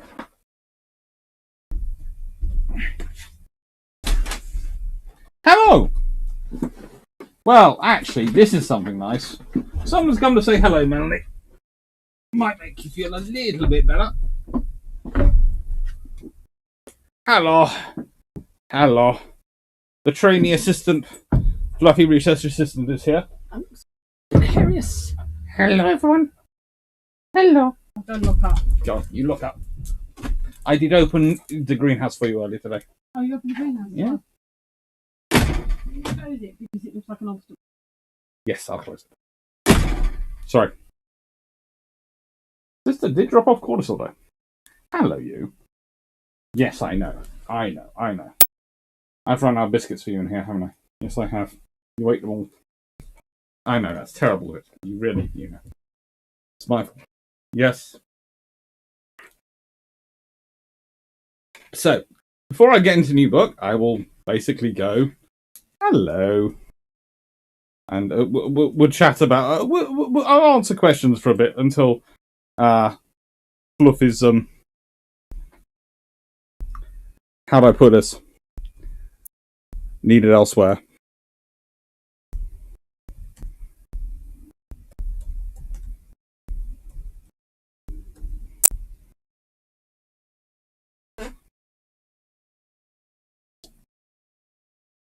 Dutch squad. I remember hearing about some tanks in a staging area that were hit by coastal bombardment. One of the light tanks apparently ended up upside down in a tree.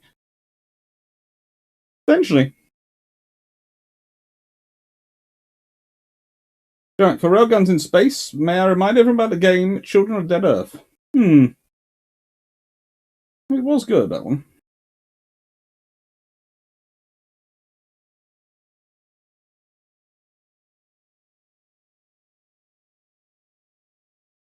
Basically, the only tank which might have stood a chance against some level of ship engagement would have been the Mouse or the Tog, because they have fairly thick, fairly strong armor. But a direct hit they still wouldn't be able to take. They might be able to survive an indirect of a 6-inch. Maybe. If they're lucky. Yes, he has grown a bit. He's also a bit calmer than he was. It's a good little papa. Manly cigarette. The doggo climbs new like my orange boys climbs away. Yes, he does like to climb. Basically, as far as he's concerned, humans are rather large climbing frames. Oh, come for me. Oh, come for me. But I'm getting patting. Hello. And you never know what I will find here. Hello. You think you can find chicken? That's what you think. There's all sorts of things. There could be chicken. There could be chicken. Okay, I'll come to you, my sissy. But no. If you're taking me away from chicken. Whoa. Actually, I'm going underneath the desk. Now I found the rubbish bag. It's the rubbish bag, yes. And now I'm going for a wander. Thanks, sis. Right.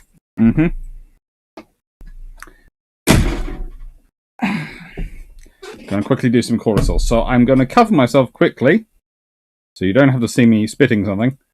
With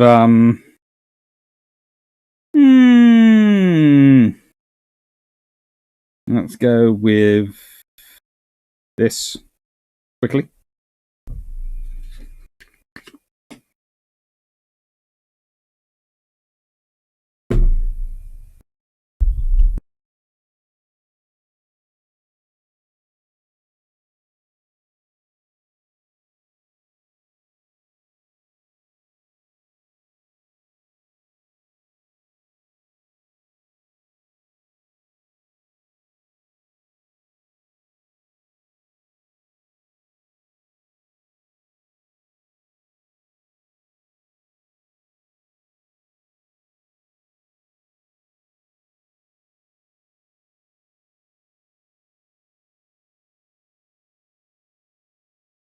The Tog had the advantage of mass on its side.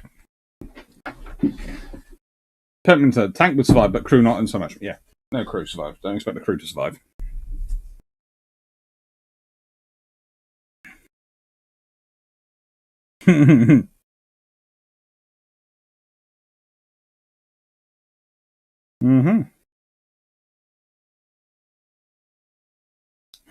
That was a terrific. That was a terrific Zebedee voice. Yeah. Yeah. Probably Tog 2, because that's the one I've done the research on. Because someone kept asking me to look up, see what Tog 2 would have done if it had been deployed as part of the Norway operations. So I did all research on that.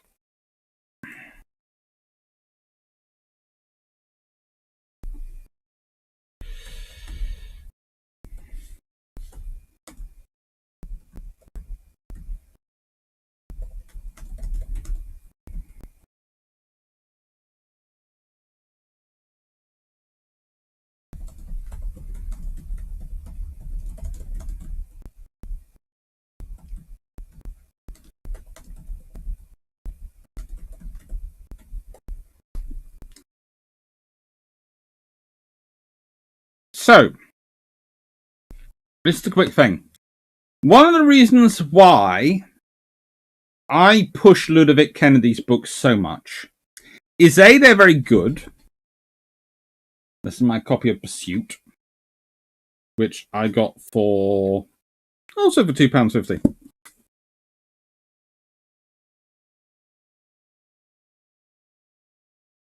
Speedo. I was once at a conference, and let's say an academic who I don't get on with slammed three particular people and their books by decrying them as not proper historians. And their reason for this was they couldn't be a proper historian because their practical experience would tinge their historical analysis.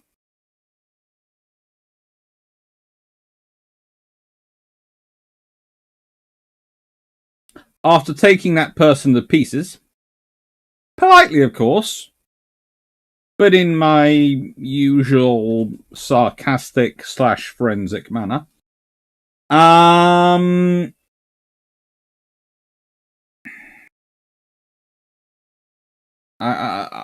let's put it this way, there's one thing I've never claimed, and that's to be a nice person. I try and be an honourable one, and I try and be honest and truthful, and I will try and keep my word. But I don't claim I'm nice, because I do not tend to suffer fools gladly. Anyway. So, whenever I get the chance, I push certain books. And I'm honest about it. I push them because they're good history, but also because there are an entire school of historians, if you were, who will write them out of history because to them, they're not proper historians.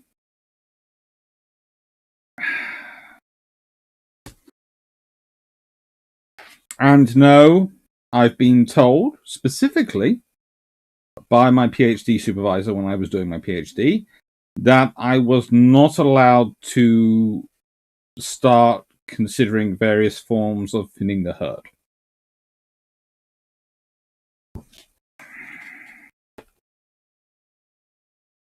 Although, interesting enough, there is a correlation between that group and the historians who seem to... How do I put this?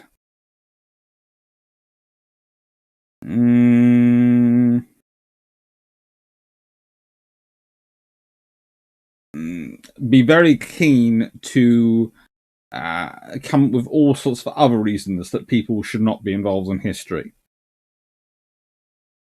They seem to be the ones who are always coming up with ideas of why. Oh, no, this person can't do proper history, so you shouldn't read their books. Without actually saying the history of books bad, they try and write off the authors. It's almost as if they're scared people won't buy their books.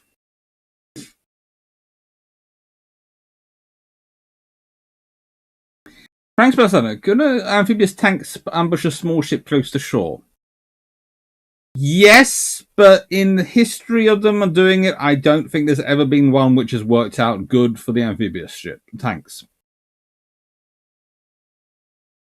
If it's a very, very small ship and it's unarmed, they might have a chance. If it's anything which has decent maneuverability, speed, and firepower, they're going to be in trouble. Because pound for pound, a ship, any kind of ship, is always going to carry far more deadly weaponry than an amphibious tank.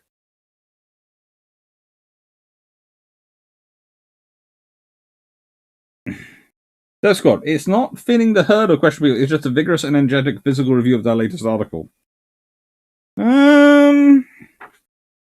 I think I was suggesting something slightly more antagonistic.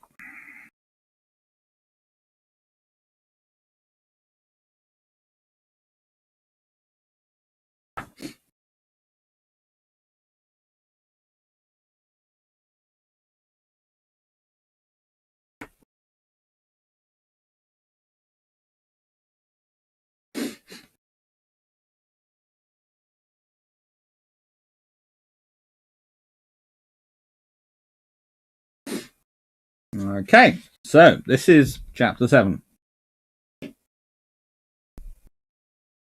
And Freeman. Only people exactly like me can be historians. If we start letting other people in, then I might have more competition and my mediocrity might be revealed. See, I never view history really as a competition. As long as we produce good history, that's the important thing. I have to admit, I'm a bit cautious with certain things. I don't like to give out too much detail about my PhD because I haven't turned it into a thesis, because I haven't turned it into a book yet. But that's mainly because I want to publish my research first rather than someone else get into it. And in the nicest way, that has happened.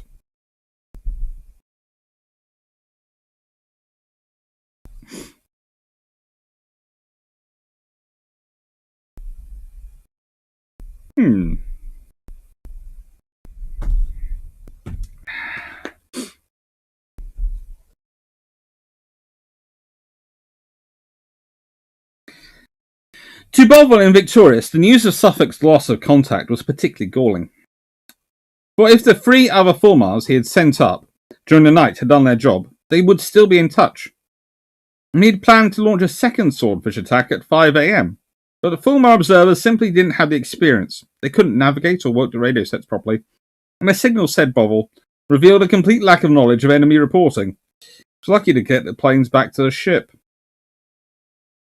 But all was not lost.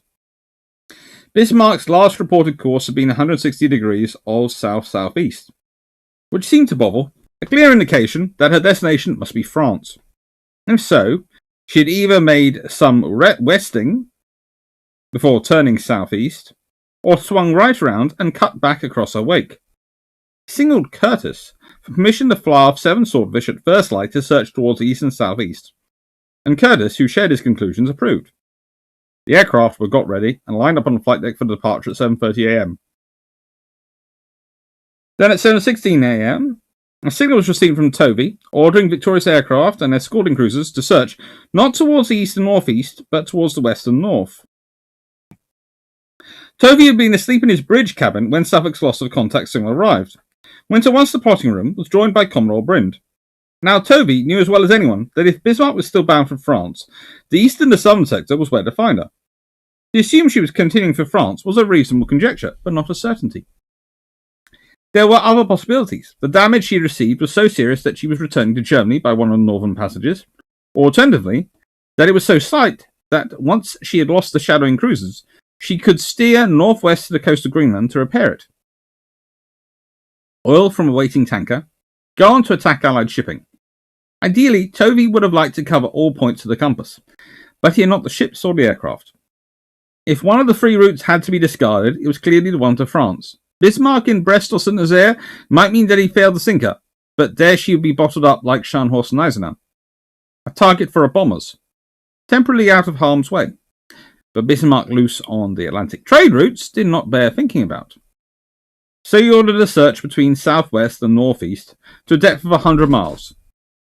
This would cover both a breakout to the west or a return to Germany by the Denmark Straits. At 8 a.m., the morning the situation as God saw it was follows. Bismarck was now east of all 3 British forces, northeast of Admiral Tovey's force, which had passed about 100 miles ahead of her at around 4 a.m., southeast of Admiral Curtis's force, which had crossed her wake at 6 a.m., and due east of Admiral Wakewalker's force. She was steering southeast at a speed of 20 knots, while all the British ships were steering in a westerly direction, i.e. away from her. Prince of Wales, no longer needed to protect Norfolk and Suffolk, was on her way to join the Commander-in-Chief. She would take the place of Repulse, which, very low on fuel and with prospects of an immediate action gone, was about to leave for Newfoundland to oil, and would search in that direction en route. 400 miles to the south, Captain Reid in Ramillies, thinking Bismarck was bound for an oiler near the Azores, altered course to the northwest. And east of Ramillies, Commodore Blackman in the cruiser Edinburgh was also steering northwest along the track of the Bismarck when last seen. Both these ships were on a parallel course to Bismarck and would, if all 3 continued it, pass well to the westward of it, however. But 350 miles southeast of Bismarck, on a line of her course to Brest, was the old battleship Rodney, which, it will be remembered, with 4 destroyers, was escorting the troop ship Britannic across the Atlantic before going to Boston to refit. The day before, she had dispatched 1 destroyer, the Eskimo, to take Britannic on a loan. The other 3, Somali, Tartar, Hashona, Ah, look who's escorting Rodney. Yeah, that's a killing group. Had to drop astern because of the weather, were now catching up. The Rodney, named after the famous admiral who defeated a French fleet off Dominica in 1782, was another older ship, built in 1927, 35,000 tons, 9 16-inch guns in 3 turrets. In both her and her sister ship, the Nelson, turrets and the superstructure were bunched together to save space, economising armour plating. As a result, they looked truncated, as if the designer had forgotten to add a proper stern. At this time, Rodney was urgently in need of a refit. One engine room had recently broken down twice, leaving her dependent on a single propeller. Her maximum official speed was 23 knots, but she hadn't attained it in years. She had 500 passengers on board, drafts to the West Indies, the Falklands and Halifax, and her upper deck was stacked with the crated stores for the refit. Rodney's captain was Frederick Dalrymple Hamilton, a big, tall Scot, owner of a property in Wigtownshire. When he first heard Bismarck was out, he formed a small operations committee. The commander and navigator, a Captain Coppinger, who was taking passage to America, an American lieutenant commander called Wellings, returning home after a spell as assistant naval attaché in London, himself in the chair. They met in the chart house 2 or 3 times a day, discussed the latest moves and signals, advised what action Rodney should take. After Bismarck was lost, they agreed that if she was bound for France, they would be excellently placed to intercept her. Had best stay put and await events. You know, let's be honest, it's a very interesting battle if it ends up being Rodney and 3 tribals versus Bismarck. At that point, one wonders what happens to poor Bismarck. One other thing Dalrymple Hamilton needed to do, inform Tovey and the Admiralty where he was. There's a lot of Royal Navy officers not informing the Admiralty where they were in this operation. He was loath to make a radio signal that might be picked up by the German DF stations and passed to Bismarck, but it was essential. Early today, before a message from the Admiralty had told him to steer a certain course to close the enemy, which he ignored that it was wildly wrong, as a result, the Admiralty's latest broadcast situation reporter placed Rodney some 200 miles from where she actually was. So for the first and only time in the entire operation, Rodney signalled briefly her position, ships in company, and intentions.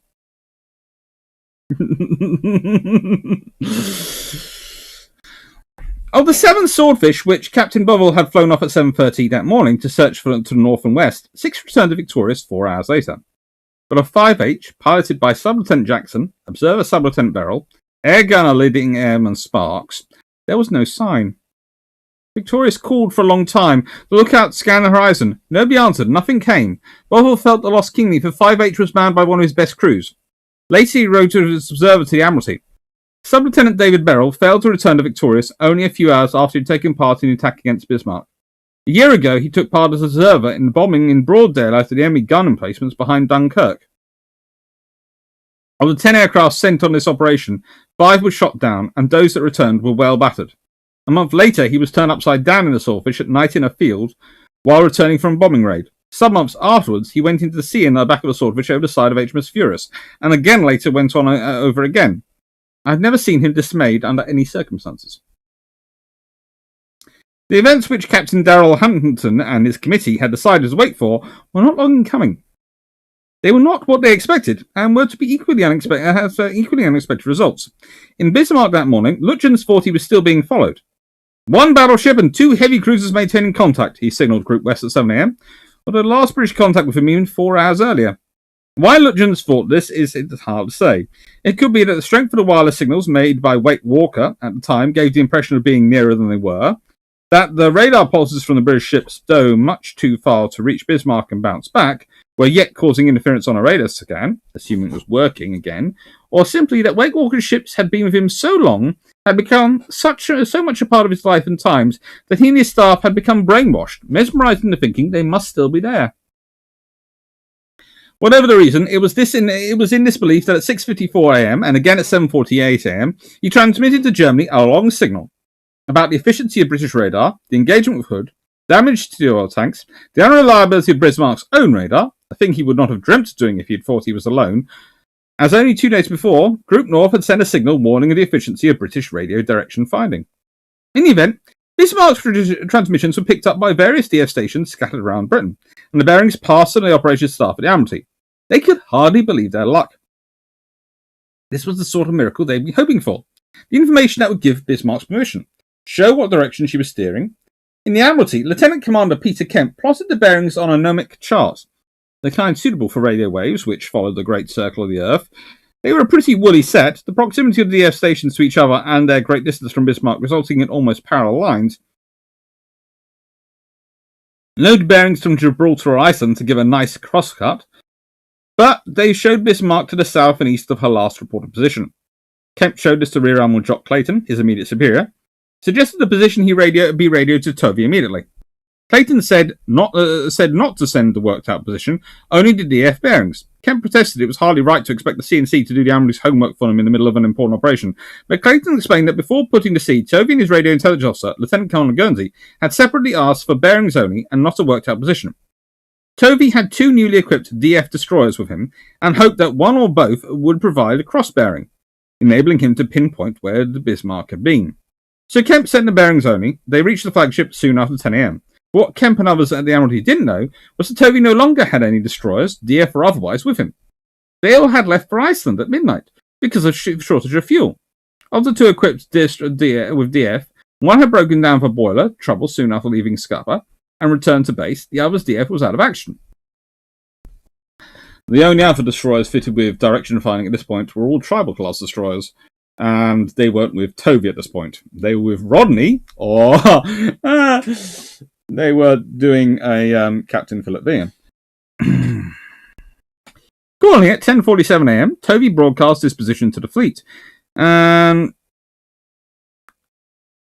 Next, the bearings were plotted actually wrongly in the flagship, and as a result, showed Bismarck to be not southeast of her last reported position, as Kemp had found her, and she really was, but north of it. And the only deduction to draw from this was that she reversed course, was returning to Germany by the Faroes Island Gap. Accordingly, at 10:47 a.m., Tovey broadcast his position to the fleet, and King George V, Prince of Wales, Victorious, Curtis's cruisers and Suffolk all turned northwest. Wake Walker in Norfolk, away to the south, knew there were other cruisers covering the Faroes Island Gap, none except Sheffield to the south, so steered as though Bismarck was waiting for France. So did Edinburgh and Rodney. Ramillies, doing all of 90 knots, also turned northeast, but she would never catch up, and soon the Admiralty ordered her to find Britannic and escort her to Halifax. Ramillies is always trying to find the enemy. When the Admiralty operations staff heard what Tovey was doing, they didn't quite know what to make of it. Earlier, Captain Charles Daniel, Director of Plans, and Captain Ralph Edwards, the Director of Operations, had been sent off to make some separate assessments of where they thought Bismarck was bound. They came back an hour so later with the same answer, France. So at 10:23, a signal was sent to Tovey, Somerville, and Wake Walker, and 11:08 to Rodney to act on that assumption. At 12:44 p.m., the flag officer of submarines was ordered to sail 6 submarines to form a patrol line in the Bay of Biscay. Yet nothing was certain.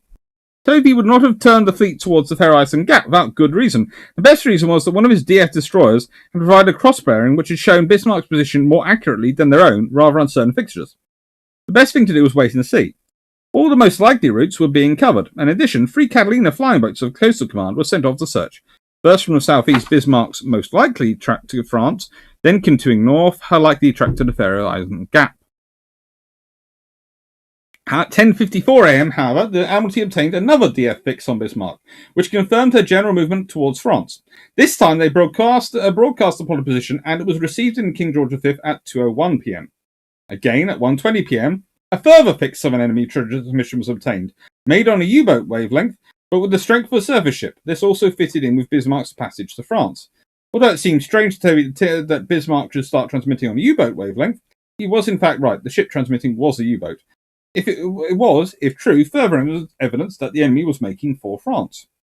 At 3:48 p.m., therefore, Tovey ordered the flagship to come round to the east-southeast. But soon after this, he intercepted a signal from the Admiralty to Rodney, cancelling her earlier orders to steer for France, telling her to conform with Tovey's movements towards the Iceland Faroes Gap.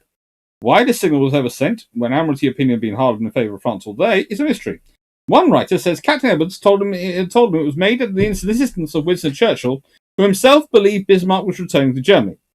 Another explanation is that it was thought essential for Rodney and King George V to join forces so as to have local superiority.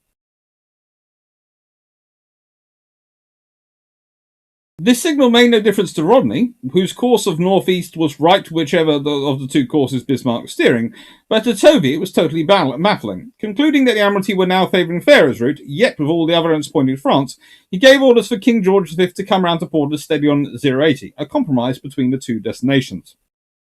And so, all that morning and part of the afternoon, Tovey and Lütjens were steering away from each other, the one of north of east and the other southeast, with the distance between them gradually opening. Sometimes. It's a good book. And as I said, he was part of it. He was on Tartar.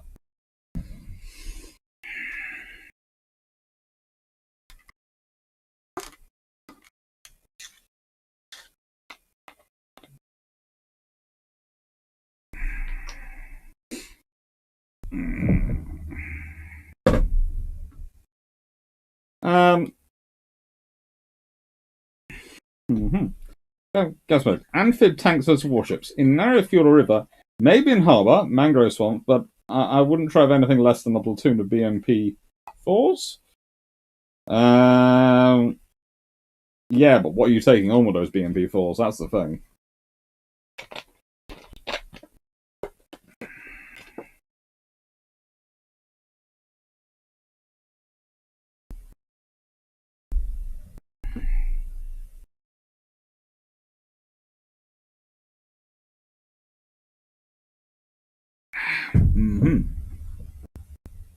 Frank Spencer. How bad things would things have been for Americans if the Task Force 58, 1944 size, sailed in the Mediterranean in 1942?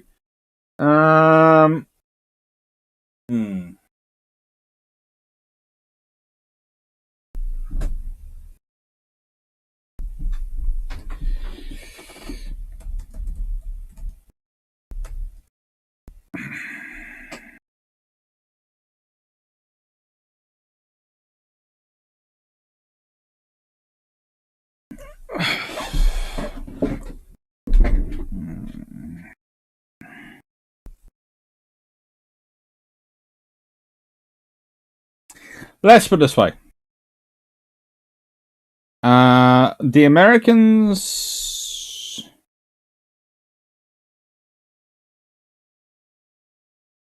Well, let's be honest.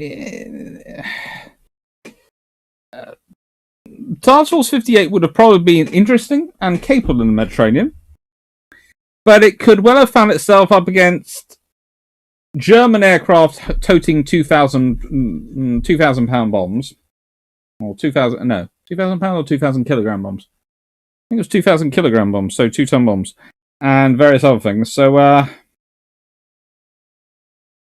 wouldn't have liked to beam them. I would not have liked to beam them. They had enough fun against the Japanese, and they were capable against the Japanese, but they had area to maneuver. Mediterranean, they don't have room to maneuver. So they're going to get hit. And they're going to be up against land bases at all times from all directions. It's a case of how do you operate them? Do you take them and go, right then, we're going to take out this airbase, and slowly, methodically move through the Mediterranean? You might have a chance. But you'd be dealing with a lot of firepower coming away.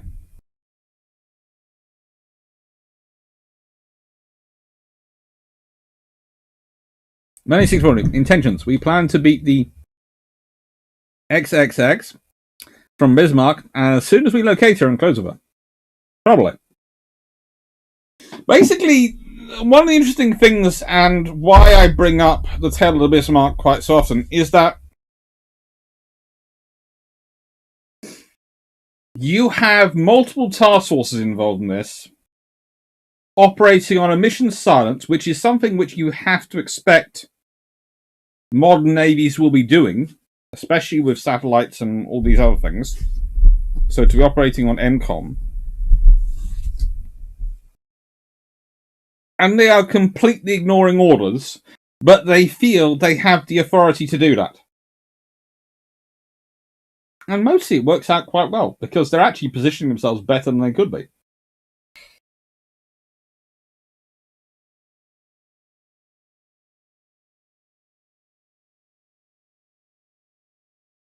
Hmm.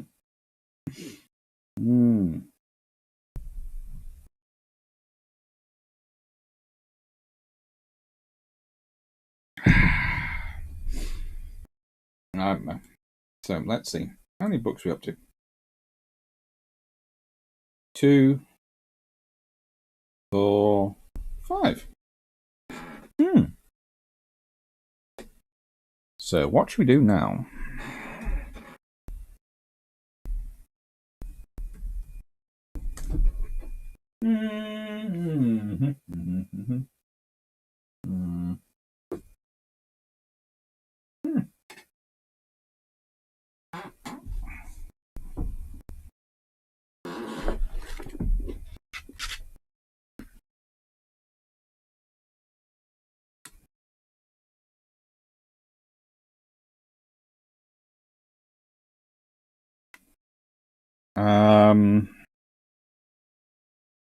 Yeah, let's do this one.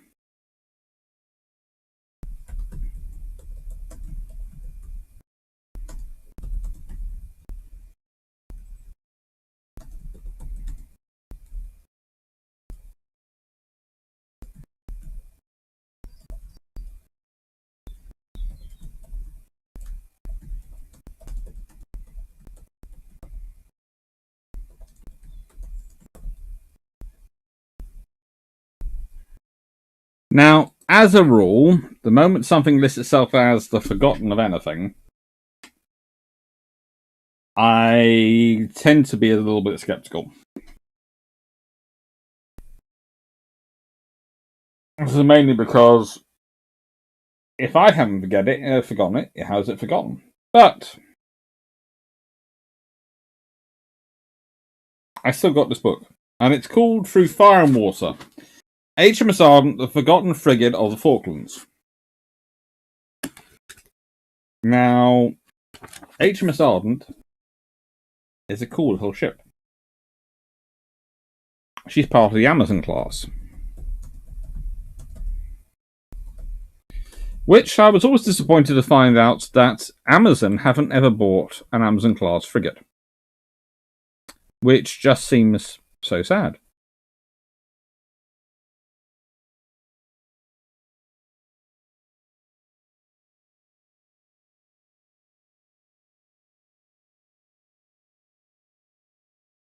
Now let's find a decent sized picture of them. I couldn't find one of Ardent. They're built by Yarrows, and I think my dad actually works on these as well. Mm-hmm. Mm-hmm.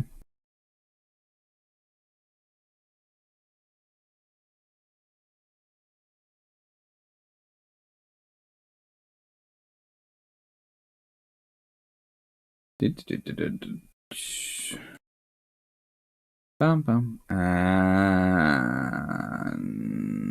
HMS Arrow. So this is HMS Arrow, this picture, but that's because honestly, she's the best picture of one I can find. And if I'm going to be talking about them, it's important to have a picture. Let's answer some quick questions quickly. So this is a factor about local commander having a better sense of events, but needing intel from the base rather than remote control, of course. It was only post-World War II that anyone English-speaking started to do this mission command.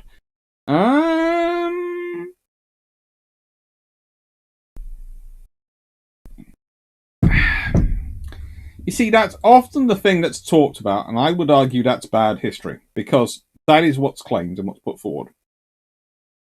And I can see where you get that from. But I would argue that if you're looking at what Wren's doing, if you're looking at what Darrell Impul's doing, if you're looking at all these commanders, they are acting in the mission command style. They just don't call it that. They just don't think to call it that. That's the thing. You have them acting in that style, and acting. It's just not called that. It's not that phraseology used. And sometimes that's the problem with history, because we go looking for a phraseology and go, this is when the phraseology occurs, so this must be when it happens. Before this, it must not have been the case.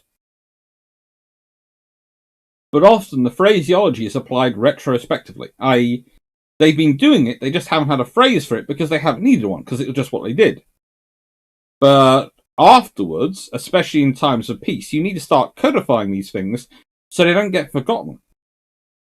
Because if you codify it, you can confirm it to your institutional memory, and you can put it into other sources so you don't lose it. So this is where mission command comes in, I think. It's about the codification of what was already there.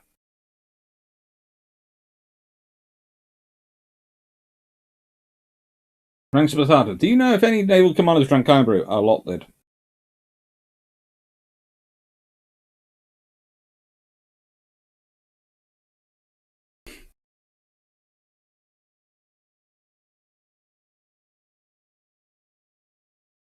Oh, shut. Then you have the troubles going, oh, they're over here. Yeah, pretty much. Sometimes Mr. Kennedy does write some great work. He does.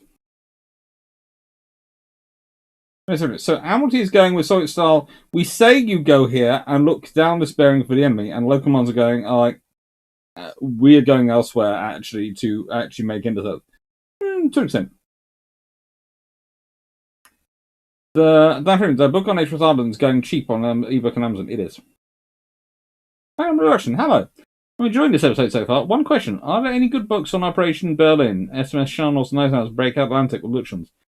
I've actually got one on order. So when it arrives, I'll tell you if it's any good. The one I've got already, I wouldn't recommend for a toffee. So I'm not going to mention it.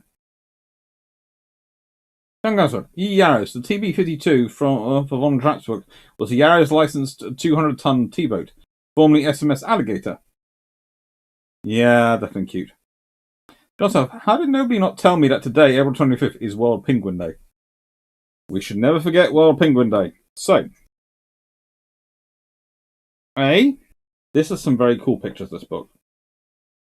B, it's quite a cool cover. I know the ebook is going cheap, but if you can get the solid book, it's very pretty. I know it's not environmentally friendly for me to recommend a solid book. I know all these things,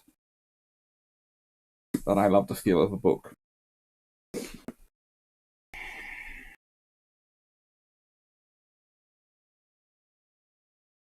Now, this is a sort of edited collection of memories.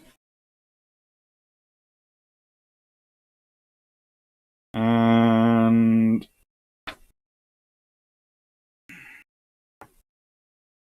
let's go with at 17:15 hours, with his 5 missions complete and goose screen closed, Alan West spoke with ComAW Mike Clapstaff on Fearless via the tactical net and asked what they wanted Ardent to do next. The reply was clear: move into the centre of sound to cover air raids from the south. West walked to the main broadcast mic and broke news to his men. From now until the approaching darkness clipped the Argentine wings, they'd be splitting up air attacks.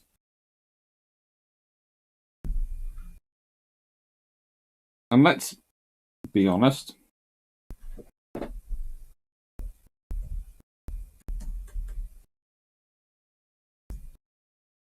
A Type 21 frigate, in terms of air defence, carries a 4.5-inch gun, two 20mm Oricons, and a Seacat.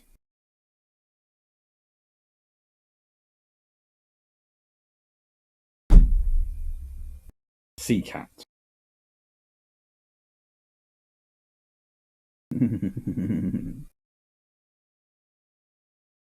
Oh.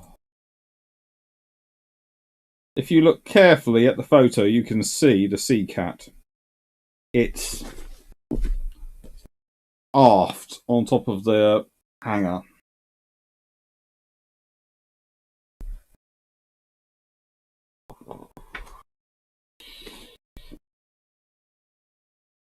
In my mind, I thought we were drawing fire, West explains. He pauses. Our job, ideally, was to make things attack us so that they weren't attacking the amphibians. At the southern end of the thin grain line, West knew they'd be pretty exposed and easily seen. It was ironic. On a gun line, they'd been out on a limb and lacking close mutual support, but at least they'd have the protection of land, even if it did confuse their radar. For Clapp, the move wasn't especially alarming. He needed someone to watch the southern approach, and if the Ardents felt a little more detached than some of the others, well, they weren't. It was just the shape of the area. They'd be 3 or 4 miles from the others, not a lot of flying time. Around the Type 21, Alan West's words set men thinking. On a bridge, navigating officer Alan Morder was anticipating a livelier time. Alongside him, Master-at-Arms Lenny Yateman was at the wheel, confident the can-do attitude was intact. Down below in some quarters, they weren't so sure. The mood changed when we were told we were going to be put further down the attack area, Chief Electrician Tafilovich says. DMEO, that's Deputy Mechanical Engineering Officer, Tony Ray, felt let down. He and his old mate Tansy Lee pointed to the ops room charts the night before and told him, the Naval NGS is done. They'd head for open sea. He felt reassured. Not now. In open sea, you could use your radar and see it coming for miles.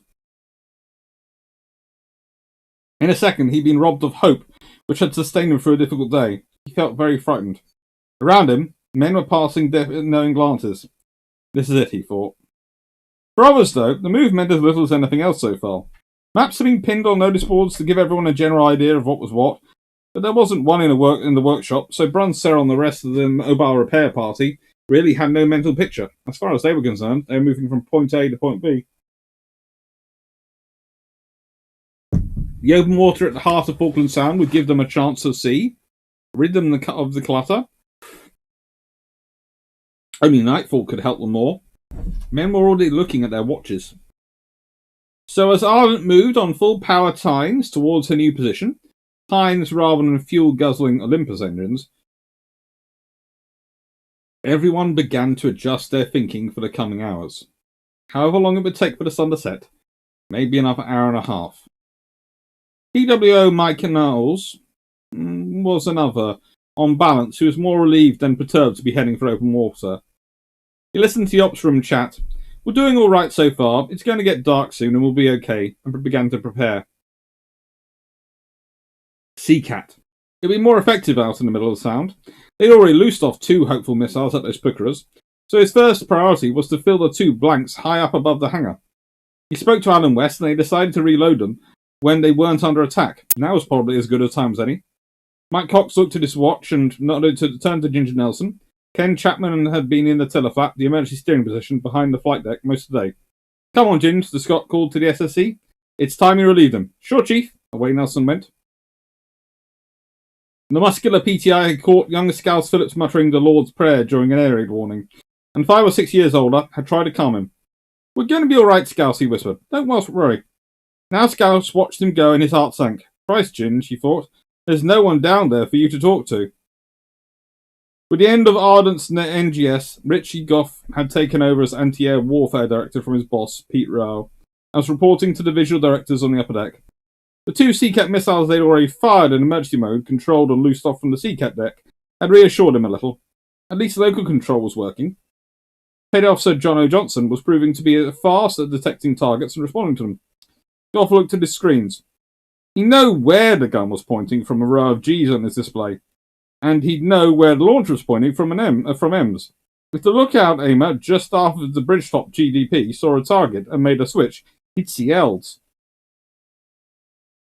And if the Seacat pedestal site overlooking the flight deck saw a target and pulled his switch, it would be P's. In an ideal world, his P's and M's would cut each other. Target spotted. Seacat locked on. Maybe not, though. In an ideal world, of course, they'd all be anticipating a night at the Grand Theatre. As Ardent raced closer to a new station, Pete Rowe went up aft to the Seacat control room, just forward of the pedestal site, for a breath of fresh air. Look, he said to A.B. Stephen Buchanan. Beautiful clear skies. Why can't it be like yesterday? Black below. He stopped to natter with Rick Banfield by a wardroom galley. The supply officer was in good spirits. When they parted, Banfield headed aft for the flight deck, rowed to his ops room. About the same time, Jeff Curran, Ches Charson, and another young stoker left the aft engine room, heading for a break in Ken Entnick's aft section base, the junior ratings dining hall. The idea was for Entenat and 2 others to replace them, but as it turned out, 3 men from the mobile party went down instead. Curran had been below in one machinery space or another most of the day. His headset was heavy and buzzed constantly. He was glad of the break.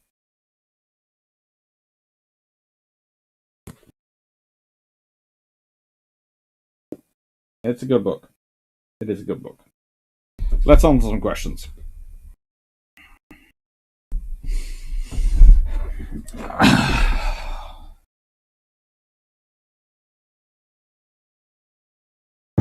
No paper is environmentally friendly, but buy books so waste paper does not get exported to third world countries. Is environmentally friendly. Johnson, we currently have over 1 billion unemployed trees in Canada and a crumbling paper industry. Please recommend more paperback and hardback cover books. Dan Freeman, Type 20 Frigate. In terms of editors, can you use harsh words and a stern look? I'm not even sure it can use harsh words. Perhaps just a stern look.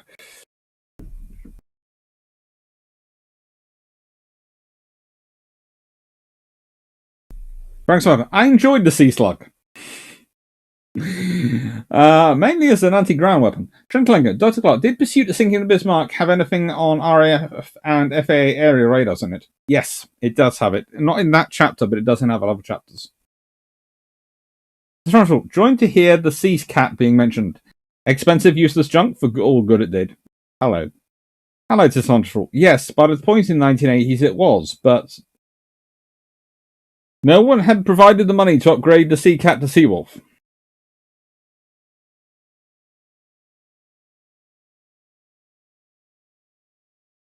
There, Scott, the captain of that frigate learned from HMS Bristol and placed something between the bow gun and the bridge.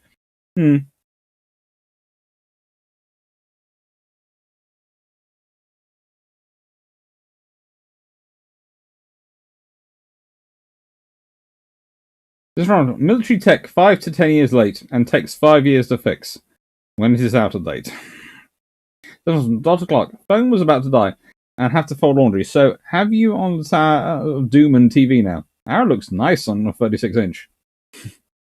Dr. Calver, if you're taking questions now, Doctor, may I take you back a bit and ask about your thoughts on a much-mentioned rival between Beresford and Fisher? Well, until I get another book out, yes, I'm happy to answer questions. Mainly because if I answer questions, it gives me a chance to have a drink quietly and shut up occasionally to press my tongue. So, Beresford and Fisher. They don't really have much rivalry when they're in the service normally. The point is, Beresford comes up behind Fisher, and they are from the two factions in the Navy that are making up the majority of the Navy at that point, and the two sort of pools of patronage. You have to remember that the Royal Navy, even to this day, in fact most military forces even to this day, have a sort of patronage scheme in that good officers tend to spot other good officers, and by promoting them, A, secure their own positions, but B, make themselves look good and earn their own promotions. And so this can form a chain. The modern Royal Navy, you're probably talking about 2 to 3 patronage trains. And you can trace those back to those chains. If you're if you are clever, you can trace them back hundreds of years. Because whilst officers have retired, their patronage chain they began might still be carrying on.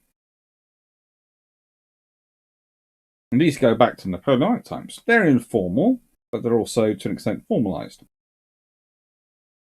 In that you know who's in what. Michael Clapp. As I've said, one of the midshipmen who he trained and supported and promoted after the Falklands War was a guy called Phil Jones, who ends up becoming the first Sea Lord. And he's arguably the first Sea Lord who worked so hard and got the Queen Elizabeth, the Queen Elizabeth class, the Type 45s, quite a lot of those through.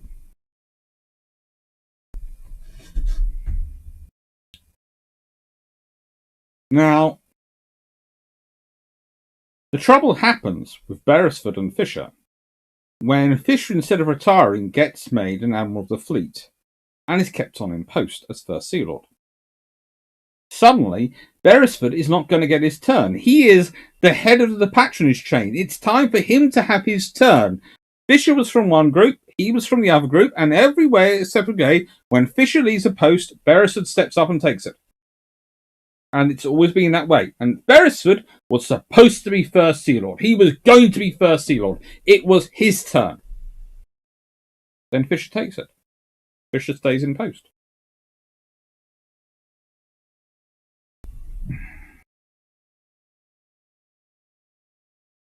At that point, war is on. War is on.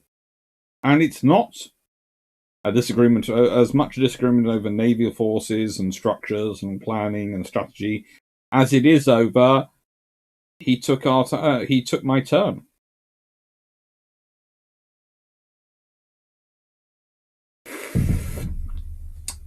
Calm Gaspo.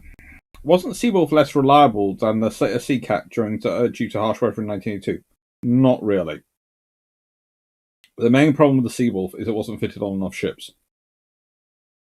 And it was still in the testing phase. They literally had a couple of ships in service down there which had it. They still had techs aboard, some of them, I think, from memory, writing things as they went. It wasn't a case of it's unreliable because of the harsh weather. It's a case of it's brand new. It's brand new technology, and we're chucking into the worst environment possible to try and work out its problems. Prince Martha, do you own any Osprey publishing books? I do own several Osprey books, but I haven't written any Osprey books. That's good. Re-entry Bristol. I was referencing a joke about a picture used in the previous live stream about a gun pointing at the bridge over a disagreement over the Russian. It happens.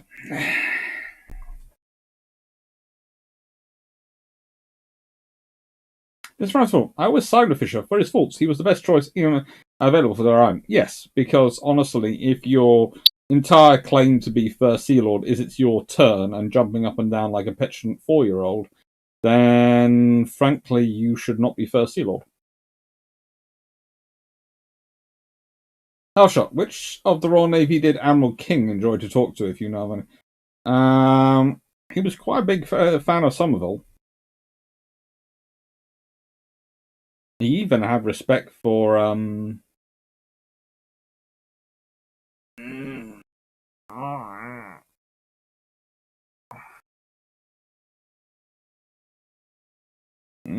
let me just check out and look up his surname.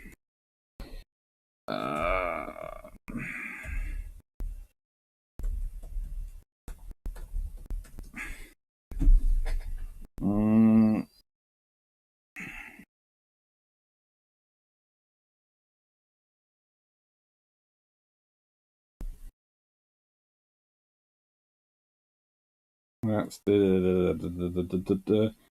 from Noble, although he had far more fights with Noble than he did with Somerville.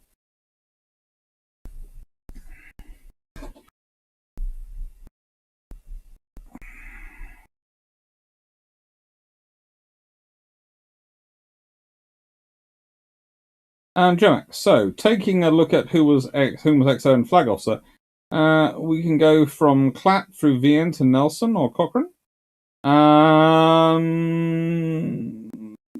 To an extent, you can. Believe it or not, you can. Who trains who? Who helped promote who? As said, Phil Jones ends up as Commodore Amphibious Warfare. Goes on to become First Sea Lord. You can go back through patronage and you can find, this officer was trained by this officer, this officer was trained by this officer. I think it was about, when I looked into it, it was about 2 officers from Michael Clapp to Admiral Henderson. And one of those officers was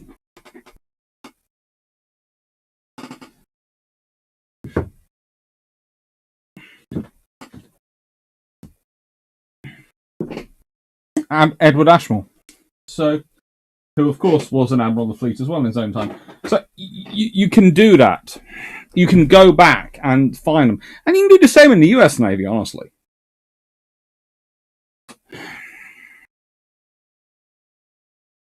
James Slinger. Type 21 frigate had a GWS 24 Seacat with automatic command line of sight. It was a useful short-range point defense weapon against second-generation jets and was marginally against low-level third-generation ships. Or cruise missiles like the Styx. Marginal, yes.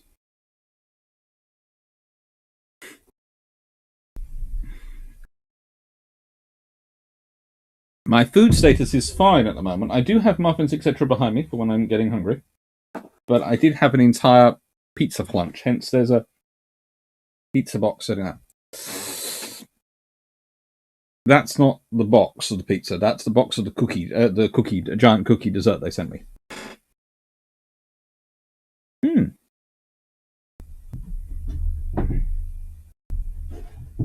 King grudgingly respected Cunningham. That's mainly because King and Cunningham fought like cats and dogs, but they had a grudging respect for each other outside of it.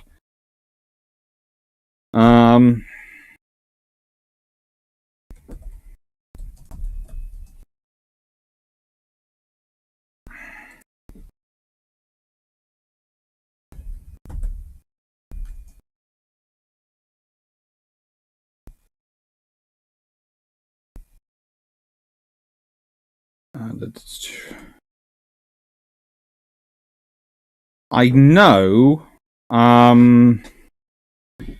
Cunningham wanted to go to King's funeral, but I don't think he was allowed to. For some reason, I can't remember why. Right, I'll be back in a second. I'm just going to quickly deal with someone who's popped to my door.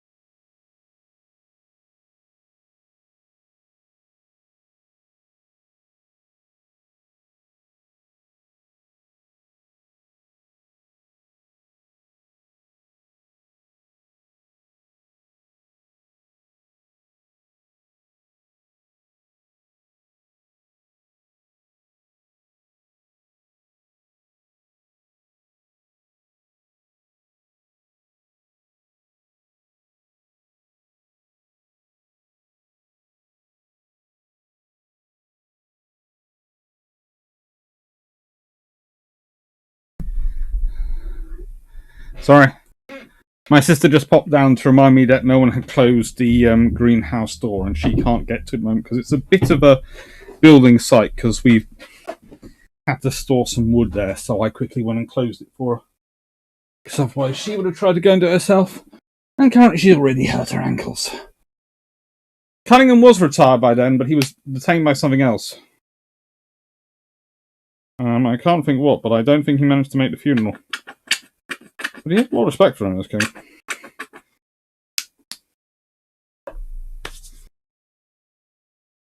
They did have many face-to-face disagreements, Dan, and they managed to avoid returning to dueling, but there was a standing order that neither was allowed to be aboard their own battleships next to each other, just in case they tried battleship dueling. That's good. If you're relying on it being your turn to have a senior post, you likely don't deserve it. Yep.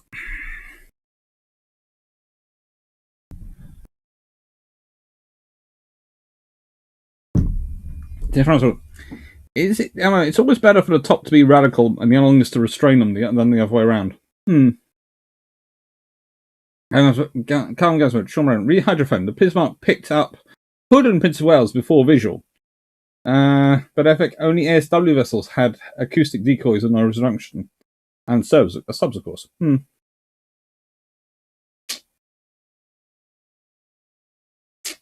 Grace Arcey, have a look at the Academic Family Tree Project, which traces relationships like that in academia. Your parent is your PhD supervisor. Oh, I know. I know my academic parents, my academic grandfather, and my academic great-grandfather.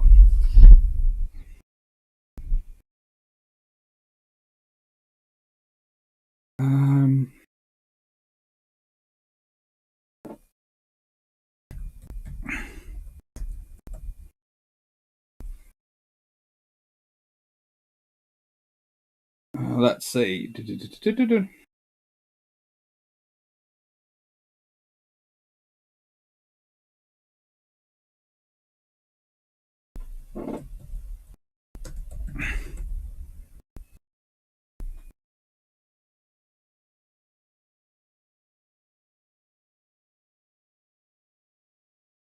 But I don't think I or any of my supervisors are on that particular tree. I don't think they've included us.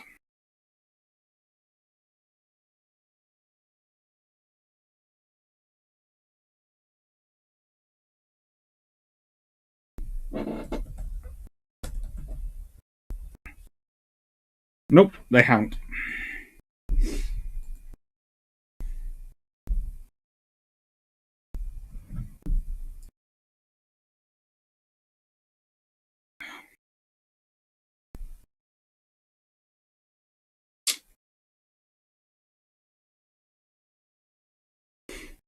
Thanks for that. Your opinion on pineapple on pizza, please.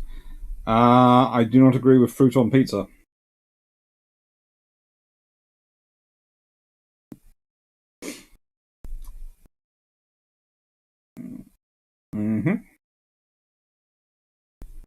Dumping, I had visions of the duel between an RN and a USN ship in the skirmish of 1812.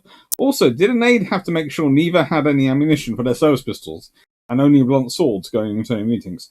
They weren't allowed to walk into them armed. They did once manage to argue for, I think Churchill recorded it was about 18 hours solid.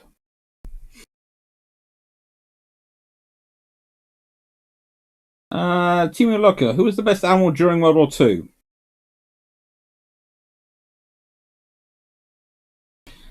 Philip Vian makes admiral during World War II, but broadly speaking,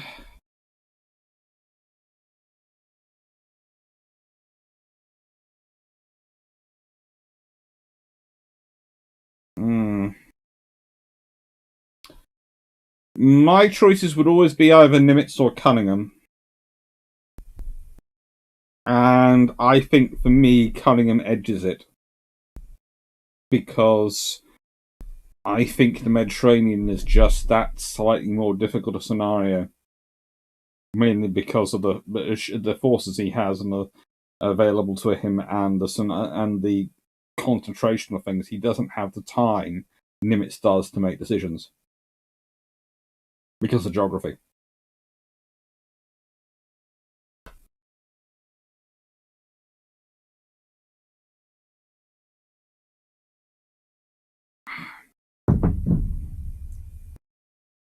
Ben Grogan, need we remind you tomatoes are fruit? Yes, but once it's been turned into a sauce, it's no longer a fruit. It's a sauce.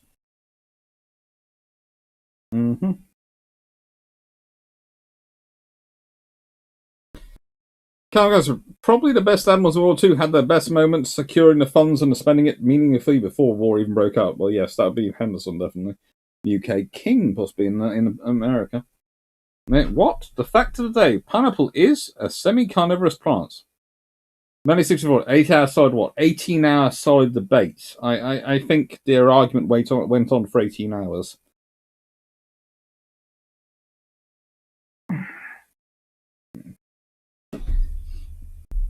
And they both ended up claiming they basically called it a draw.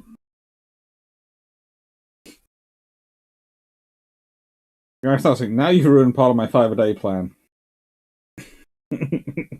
If your 5-a-day included pineapple on pizza, that's not a good thing.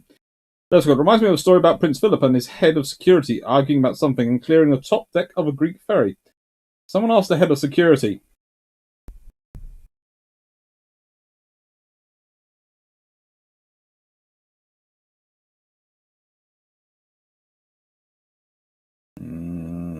Don't get me started on olives.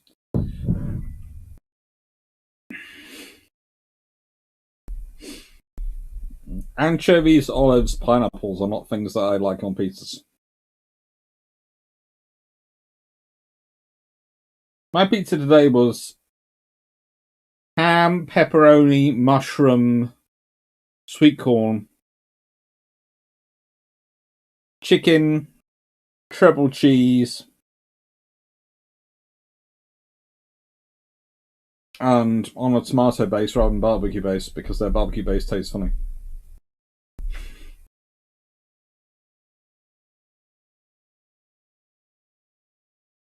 If he wasn't, someone it reminds me of the story about Prince Philip and his head of security arguing about something and clearing the top deck of a Greek ferry.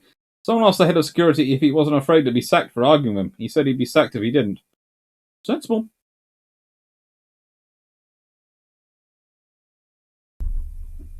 I'm going to add a new book before we get more fruit on pizza. It's just going to give me nightmares.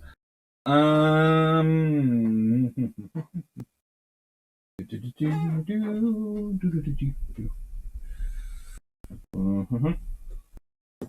I haven't done that one in a while.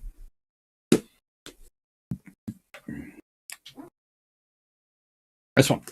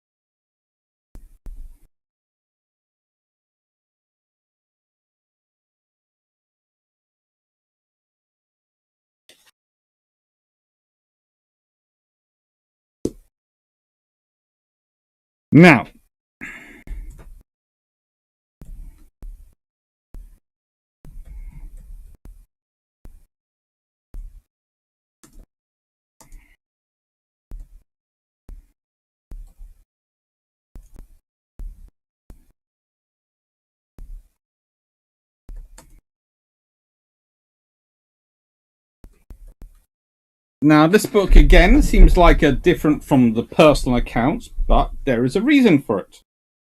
There is a reason I have chosen this book.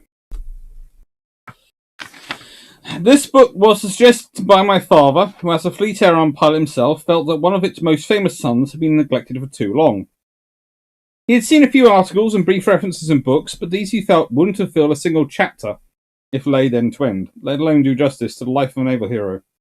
So if anything of value were to be written, it could only come from a major research effort involving many individuals. All these contributors are listed below. To all of them I give my thanks.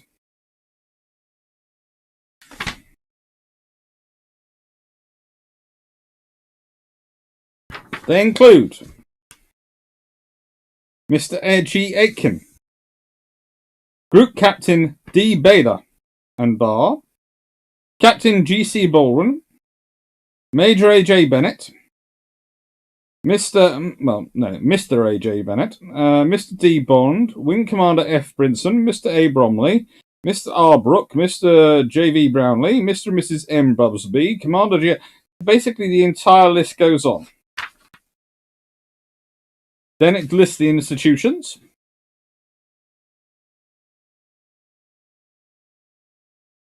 Interestingly enough, of the institutions, there's the Imperial War Museum, the Naval Historical Branch, MOD, the Battle of Britain Fighter Association, Upton Grammar School, Eton College, German Embassy, Jamschaft the Jagdflier, Saga News, Saga Magazine, Navy News, RAF News, Trim Comley, P Company RM Engineers Association, Naval Secretary's Department, Officers Mobilization Secretary, Ministry of Defence. ICI, the Burnham, Hitchin, Taplow and Dorney Community Newspaper. MOD Library, Whitehall. New Zealand Defence Force, New Zealand High Commission, the Commonwealth War Graves Commission, and Napier Daily Telegraph. Not the National Archives. Thank you. So, the moment someone doesn't thank them, I immediately turn to the source list and see if somewhere listed in the sources there are none. There's not.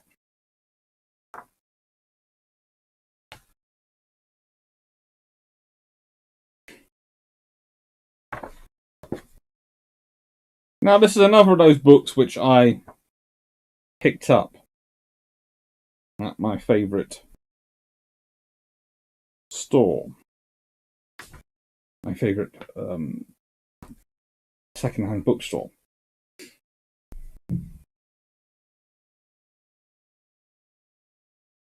The current pizza rules allow a baked bean pizza. They urgently need modification. There is nothing wrong with a baked bean pizza. I've made one. Oh. I first had to thicken the sauce though. I was out of passata for tomato, making a pizza from scratch, so baked beans were what I had, so I worked with them. Take care, Doc Arthur. I'm off to bed as I have to be up by 4 AM. Take care. Good luck.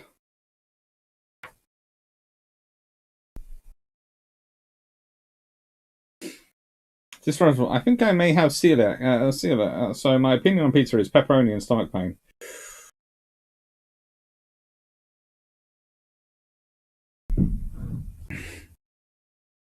Bart Foster, if that's what you want, that's fine, but never share your pizza with me. Which is easy, because usually I eat a whole pizza to myself. Ben Grogan, what is the lifespan of a museum ship? I understand a vague question. So, for example, how long is Belfast's hull expected to last, and would dry docking her help us strain hulls? A hull is designed to be supported by the pressure of the water. But it does wear out eventually. So they either need to dry dock and start replacing bits, which you can do for a certain amount of time, but is very expensive. Or they need to come up with a scenario like they've done for Victory, for Cuddy Sark, and find a way to protect her. But I would point to HMS Warrior, which is still sitting in the water and is a lot older. So she can last a while if she's looked after. Hello, Juno 9191. Hello, Bill Twidget.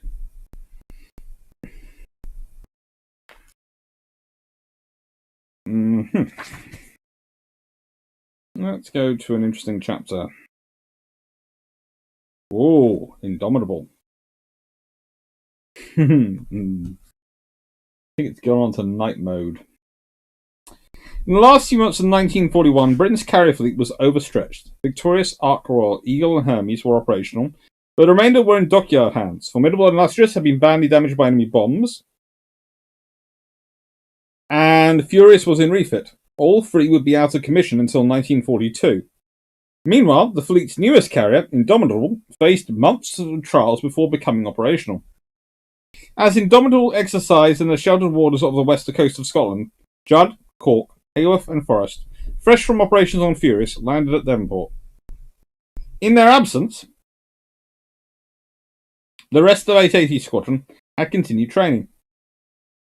Some even managing deck landing practice on board a light carrier HMS Argus.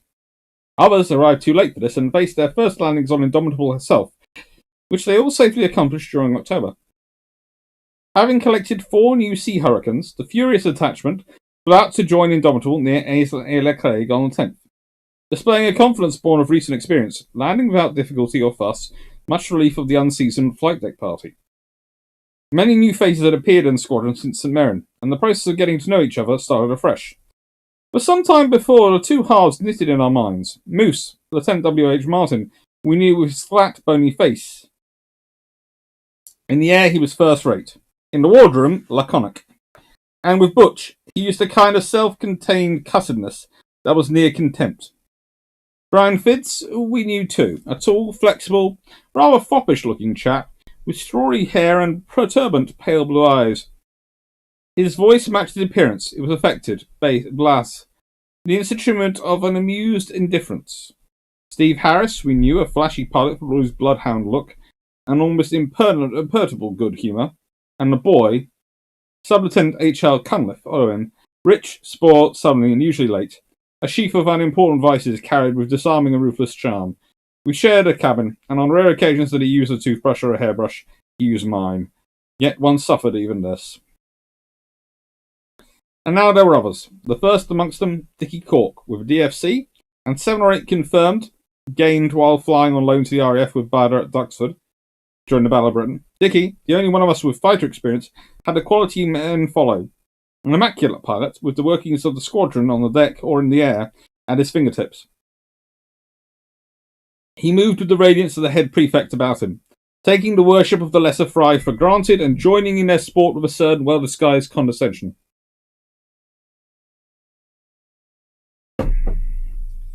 He treated Butch as if he were a woolly, temperamental housemaster, and no one ever saw him drunk.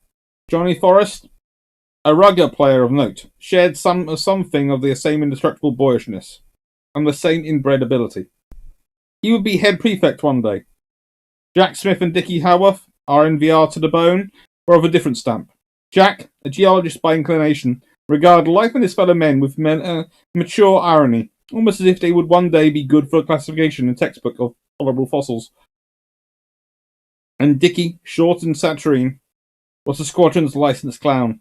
He had Butch's indulgence, which he abused and campered as he pleased.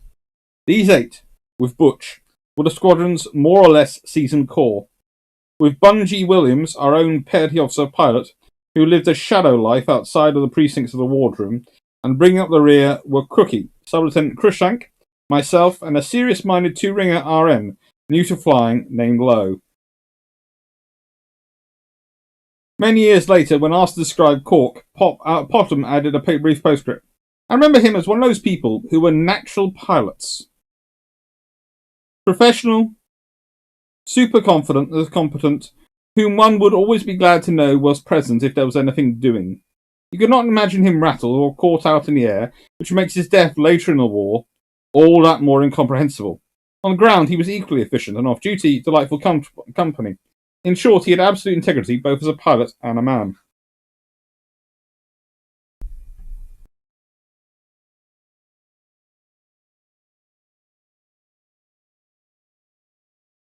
Hello, Rapid Razorback. Pineapple, ham and onion, okay for a pizza. Oh my god. It's getting worse. Goat Squad. Baked bean pizza, was that in your undergrad days? That was in my GCSE days.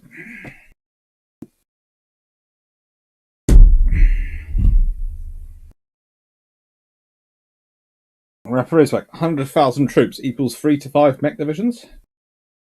Probably close. It depends if you're on NATO or Russian, a Soviet model, and whether you and what exactly you're doing with them, whether you've got any reinforcement behind it. Because if you're trying to run a core model, probably closer to 3.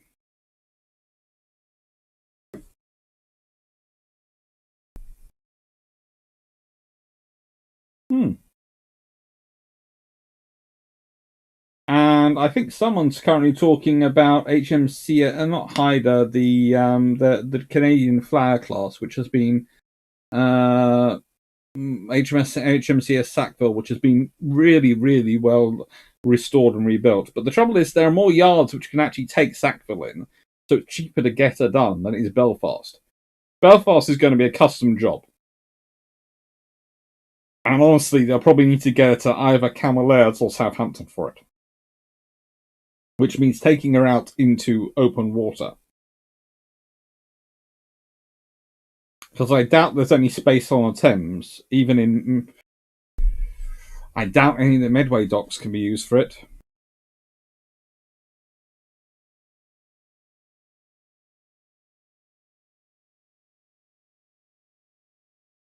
There is some idea of onion and custard going on here. That is just gross. Onions. Sorry. I belong to the meat and meat category of the world. Definitely.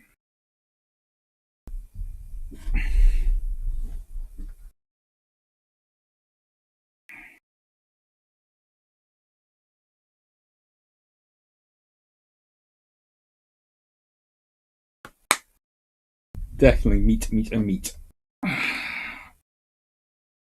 So, any questions coming in before I...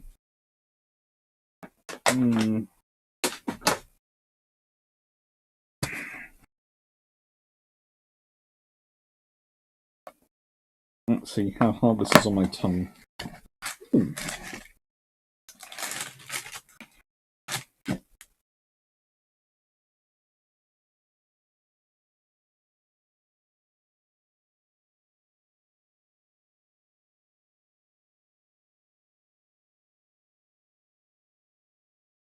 And Fab, did the RN have the same lack of pilots as the RAF and thus carried the carry without a break?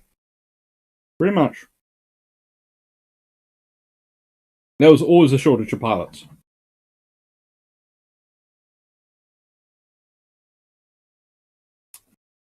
That's something you need to sort of try and get across, really. You always need more pilots than planes. And that seems oxymoronic, because surely it's the planes which are the things which require servicing and maintenance, so, you know, they're the big effect on your operating. You need to be able to rescue your crews. Ideally, you really want almost 2 aircrew per aircraft. So you want to be able to double up the number of pilots and the number of aircrew in a squadron to the point at which you have you can operate it. You have twice as many pilots as you do aircraft. And to be honest, in modern carriers, if you consider Queen Elizabeths are going around the world with flight simulators on board them, very good ones. You can actually do that and quite easily keep your aircrew's flight hours up and simulator hours up and do a lot of training while having twice as many aircrew as you do aircraft.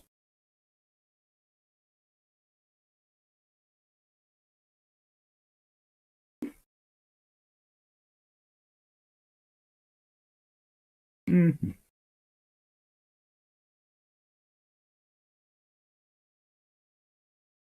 Frank Sparrow, did the Army and Navy of England ever get into a fight like the IJA and IJA?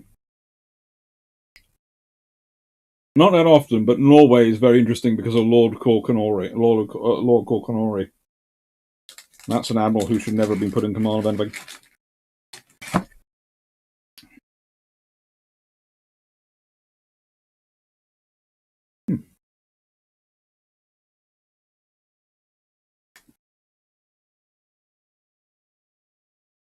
Home Productions. Dumb question.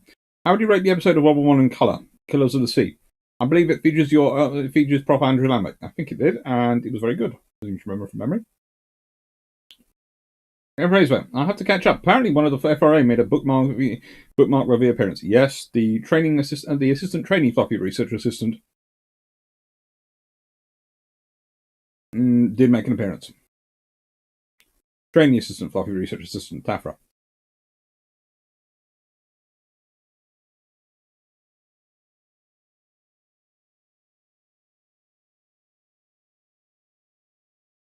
And Freeman, again, because of the sheer number of female cousins I have, please don't take this the wrong way if I don't read out the first part of your comment. But more seriously, aircraft are faster than the pilots. Yeah. Travis Thompson, barbecue base, chicken, Italian sausage, ground beef, pepperoni, bacon, mozzarella cheddar, and Swiss. Nice. P9 help. Does the modern iron still have happy ships or lucky ships? Do crews still see vessels as lucky? They do. Let's be honest. Dragon, Duncan, Diamond are definitely seen as lucky ships. Montrose is as well.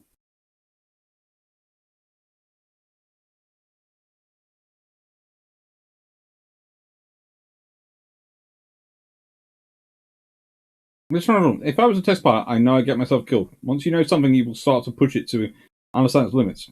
But it's very risky to seek such, yes. Which might help if you're very, very short if you're a test pilot. Beltrude, in the RM, were the aircraft riggers and fitters integrated squadrons or a ship's company?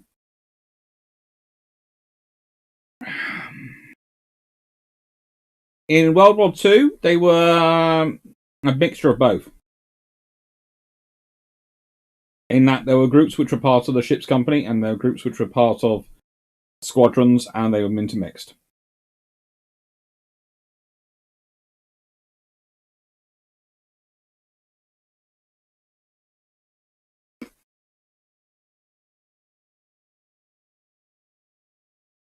Thank you. Just what I'd say that between you and Drac, the last few years have seen many people suddenly become a lot more interested in naval design and history as composed to tabloid-informed comments. I'm glad to hear it.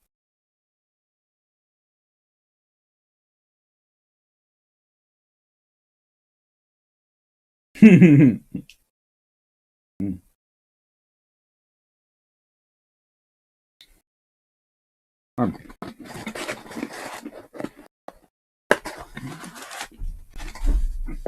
quite nice.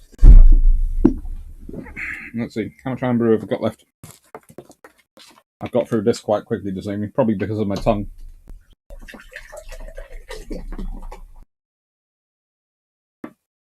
Advice, don't bite your tongue. It hurts for days afterwards. It's really annoying.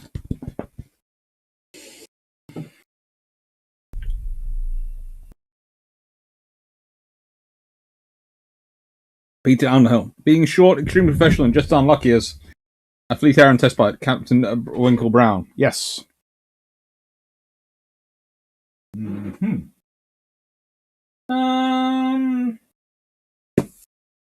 As I've got Narvik coming up tomorrow on Armchair Admirals. Yes, it is tomorrow. It's on Monday night.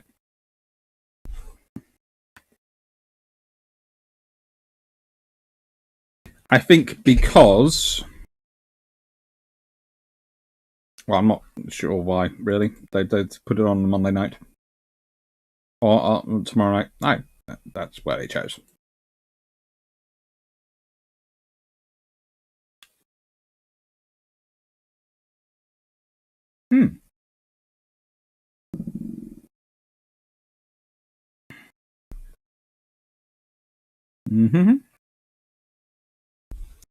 So,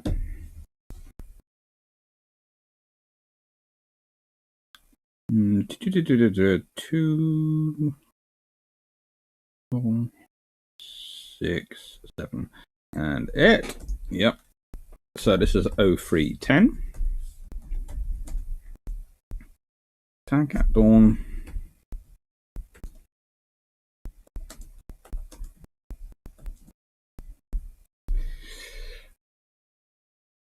Now, again. Ooh. I'm at 36 of 66. So 36 of current viewers have liked this. Thank you. I just realised that screen was there. Anuk, biting the side of your mouth is worse. You end up rebiting it. Yep. Attack at Dawn. Reliving the First Battle of Narvik in World War II by Ron Cope. Alan Beltrude, Armchair was moved to Monday because of the King of Sea tournament is on. Ah! You see, the thing is, I am nowhere near a good, how do I put it? A frequent enough and good enough player, let's be honest, of World of Warships to have realised the King of Sea tournament was on, because it's so over my head, I just ignore it.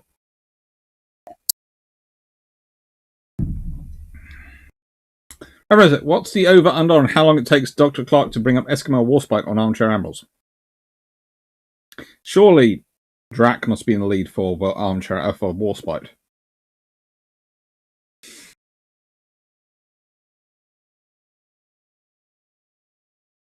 Frank Sparta, what would a World War I Narvik look like? Probably would involve town-class cruisers. And it wouldn't have been nice. I Peter Underhill, any evidence of U-boat activity in the Medieval World War?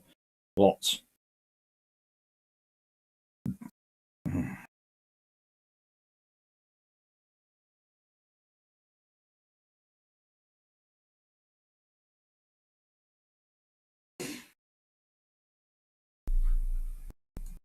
Oh, we are suddenly at 45 likes. Oh, thank you. No one has to. I never noticed that before.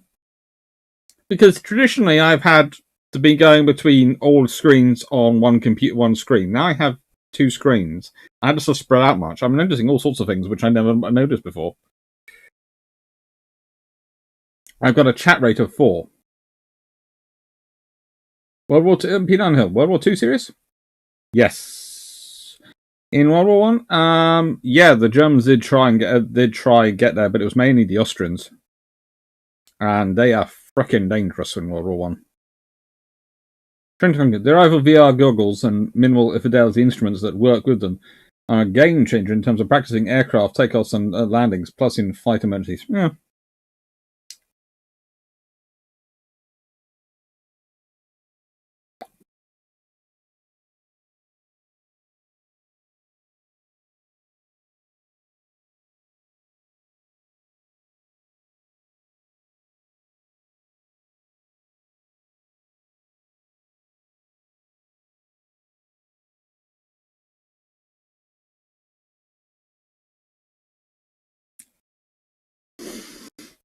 The second attack. Doggy Borton. While we were reforming outside the harbour, some torpedoes were fired at us from inside the harbour. All ships did their utmost to avoid them. 2 passed under Hardy, but did not explode. This was probably due to our degaussing gear. Torpedo Officer George Heppel, just over 2 weeks after the battle, wrote a report giving his professional opinion, which wasn't far wrong. After a time, the ships in the harbour started ineffectively to return to their fire, and Hardy withdrew outside the entrance, followed by Hunter and Havoc, who had fired torpedoes after Hardy. Hotspur then attacked with torpedoes from just outside the harbour entrance, and all 5 ships were engaging the harbour and a small battery on Franman's model with their maximum power. During this period, a number of torpedoes, possibly a dozen, were fired at us from the harbour, and ships did their utmost to avoid them. 2, however, ran under Hardy. And the escape must have been due to the success of the DG, degaussing equipment, or possibly that contact torpedoes were set too deep in the confusion. The German Navy had 2 models of torpedoes, a battery-driven type on their U-boats, and an internal combustion version on destroyers. Both types utilised a magnetic pistol to detonate the warhead. It was designed to explode below their target, causing an increased level of damage. However, at Narvik, as the Germans were later to discover, their innovative device became inoperative as it was affected by the Earth's magnetic field, especially at the higher latitudes in that part of the world. This was a stroke of luck for the second destroyer flotilla. Fortunately, the Royal Navy had previously discovered these problems and decided to keep them to the substantially tested and trusted impact pistol torpedo. Note: the ineffective German torpedo proved to be an obvious advantage to second destroyer flotilla, whilst the Royal Navy's Mark 9 torpedo was similar to design, it was to prove up to the job. So much so that, probably because of its success in Narvik, it not only remained an effective weapon during the Second World War, but was also used by the submarine service for another 30 years. This was probably down to the Royal Navy, unlike their adversaries, having previously spent a long period completing development trials, especially being thoroughly tested in areas of high altitude. There is a suggestion the German Navy's usual efficiency on this occasion was let down by the pressure above to make sure their torpedo development program was kept secret. By now, Dietfried von Roda was a defeated foe, and for her the battle was over. An ammunition locker was hit, and the contents ignited. A salvo had hit into a mess deck and started a fire forward. A number of sailors were killed. An injured man rushed onto the upper deck, covered in flames, and luckily survived. He had been spotted by an officer who pushed him over the ship's side. The officer then jumped in himself and pulled the man out. Another hit destroyed a turret, killing all the gun crew. A demise came when a compartment near to the after-air magazine received a direct hit, which required the magazine to be rapidly flooded. Finally, she lost her main electrical power supply. However, Captain Corvette, however, Corvette Captain Holtoff had managed, with serviceable engines, to manoeuvre his ship to another mooring, the Post Pier. Securing her aft, with the bows anchored facing directly out to the harbour entrance.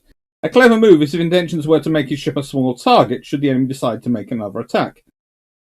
0514, second DF from D2. Stand by to follow around again. Keep a sharp lookout for torpedoes. Cyril's moment of jubilation came abruptly to end. Then over my headphones came a message from the captain. We've just done a good job, but I think we should go back and do a bit more. Perhaps this time we can stay. Both our tubes crew by this time had trained them fore and aft. There was still one more torpedo left in the after tubes. Having done this, we were free to join our repair parties. Geoffrey standing. We went on circling the entrance for some little time, and then withdrew, whether by signal or unanimous decision to have a rest I can't remember. All ships reported no damage, no casualties, and Hostile said she still had a full outfit of torpedoes, presumably because she had been up Rombach forward. Mansell came up to the bridge and said we had a small hole in the after funnel and said that 3 torpedoes had definitely gone underneath us. We felt very pleased and in high spirits. 0520, Hostile from D2. Have you fired any torpedoes yet? 0521, second DF from D2. Proceed at 20 knots. 0522, D2 from Hostile.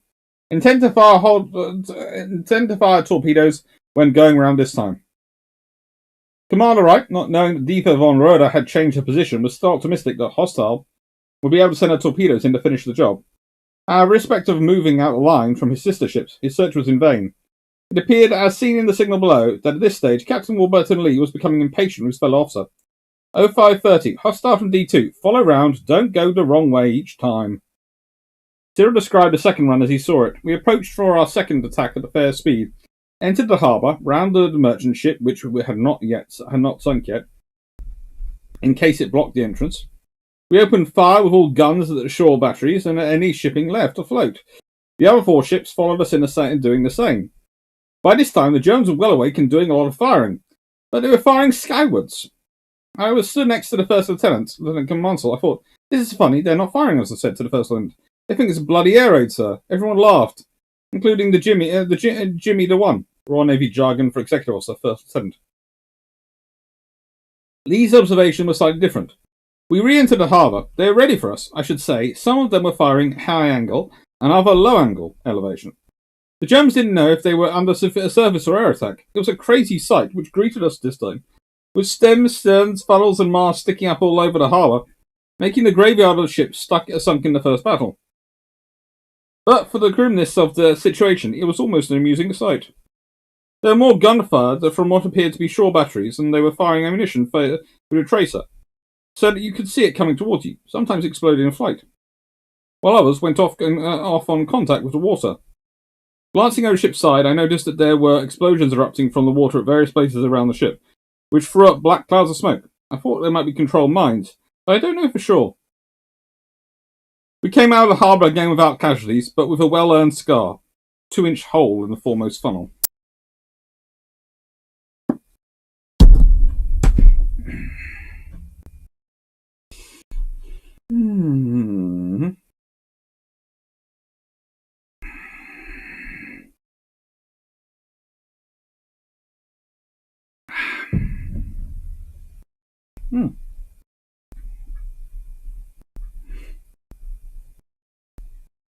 Let's see. That's good. Yeah, they even put a Type 2 U-boat on a train to move it from Wilson to somewhere on the Mediterranean coast.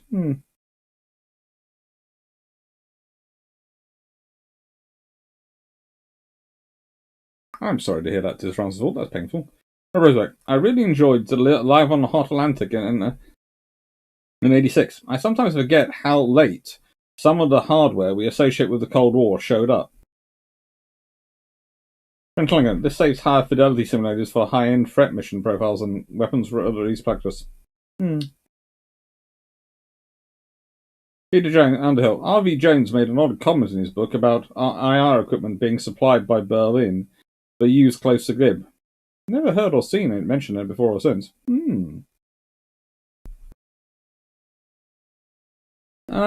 Raposo, I was discussing your social media versus job predicament with some co-workers. We're in agreement that your social media has no bearing on your ability to teach. I agree with that as well. But you see, universities aren't worried about that. They're worried about, and how do I put it? They're worried about the research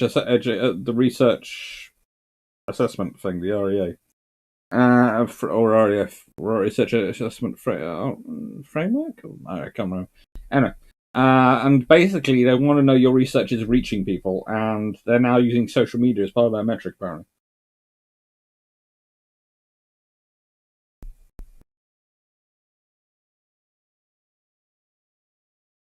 2640. How about the epic quality of German magnetic pistols? Yeah. Reference internal combustion torpedoes. How? What? But okay. So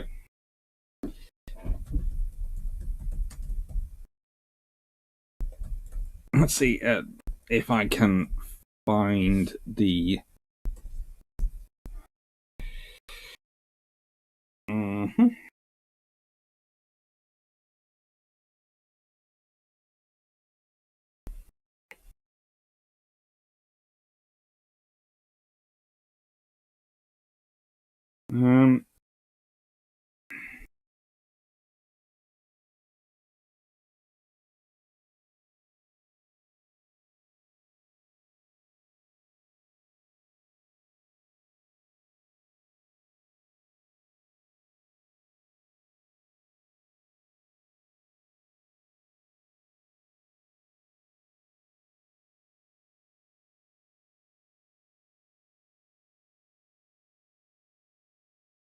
I'm trying to remember. I've got a thing somewhere.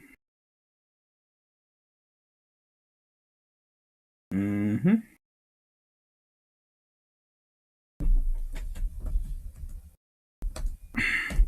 I have got.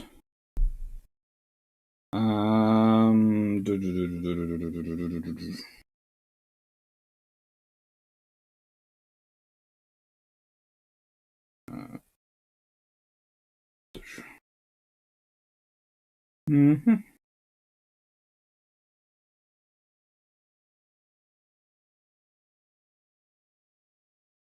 Yeah, I think you're looking at the G7A,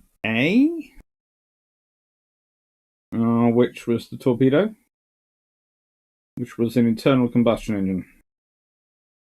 And somewhere I do have a diagram, but I cannot find it. I'm sorry.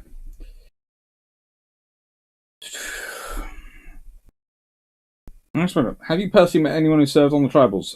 I have met a couple, but unfortunately, I met them a long time before I did my actual book, and by the time I came to writing the book, they were no longer with us. So, when it comes to battle experience, I've always in recent new hate when people dismiss the Duke of Edinburgh.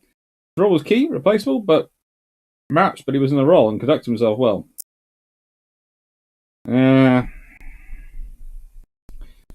People will often let politics cloud their judgment on things, and you sit there and go, just because you have personal axe to grind doesn't mean you should change the history to fit it. And yes, someone else would have done that role if he hadn't been there. But the point is, he was there.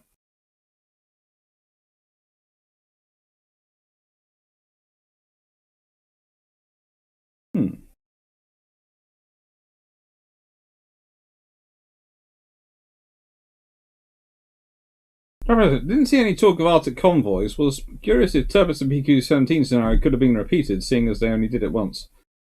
After they did it once, it was never really repeatable because they changed. And as I said, when we talked about the Battle of North Cape and, well, the two battles of North Cape, really, and the destroyer actions involved in protecting those convoys, which got Sherbrooke his VC. Yeah, that weren't happening.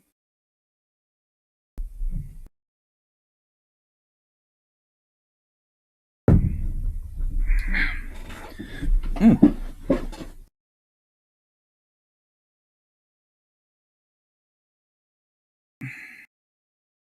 Hmm.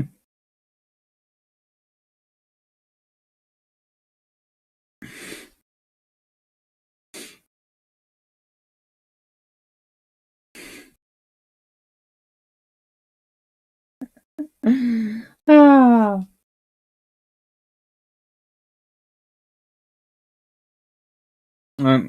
I'm going to do questions now till the Iron Brew runs out, because we're quite low on the Iron Brew. So I don't think I'll get another book done. So I'll do questions till the brew runs out.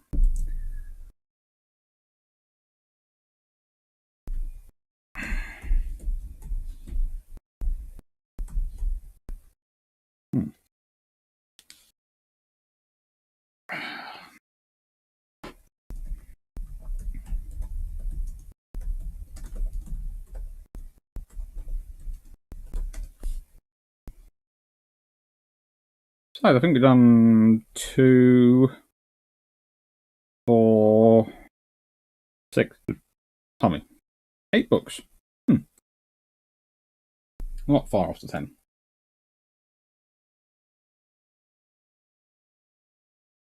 Sorry, I'm bleeding. So I'll just give it a quick lick. I managed to scratch myself on some plants earlier. It's been one of those days.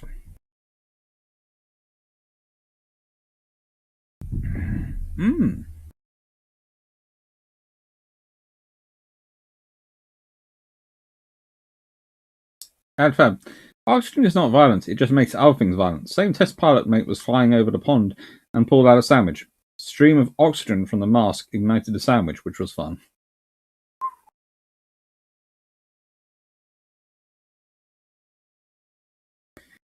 Binano, can you make a reasoned guess as to Broad Level 2 operations which are still confidential? I'm fairly sure quite a lot of Commander operations are still confidential. There's a lot of operations. There are it's like the operations in Norway we know about. We know these operations happened. We don't know what they were doing. Perhaps we'll never know. Who knows?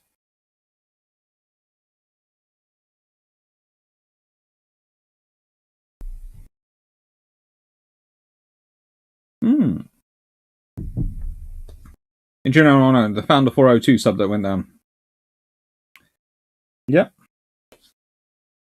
I don't think vampires tend to eat their own blood.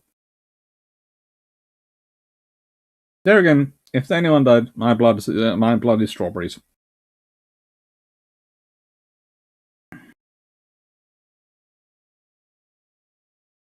And for pounds alike, the bod who went to Randex got into trouble in Sundays for talking about that. Oh, many people get into trouble talking about some weird things. Operation Tabarin is odd as well. There are lots of operations which are odd, and there are lots of operations which are possibly covers for other operations.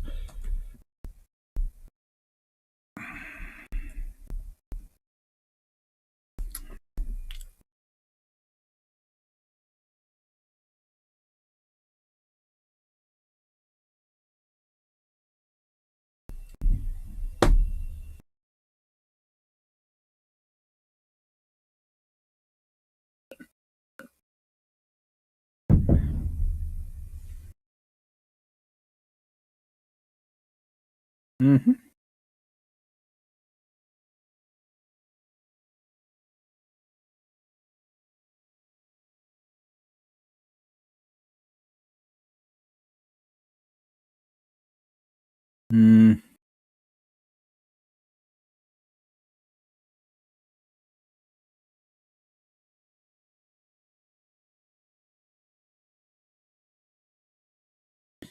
Anyone would think Britain was worrying about, have I gone down to 49 likes? So someone doesn't like it anymore? Wow. I've never seen this before, so it's kind of interesting to me. I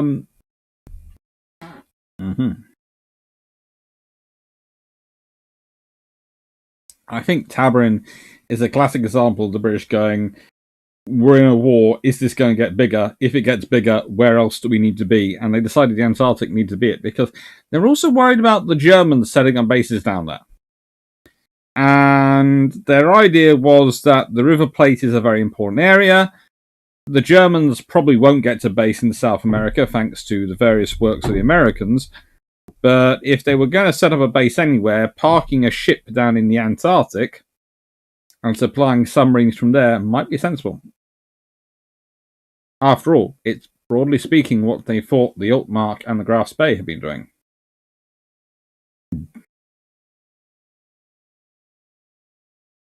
Then how many of these classified operations World War II do you think are actually known by current politicians versus simply being lost to modern day?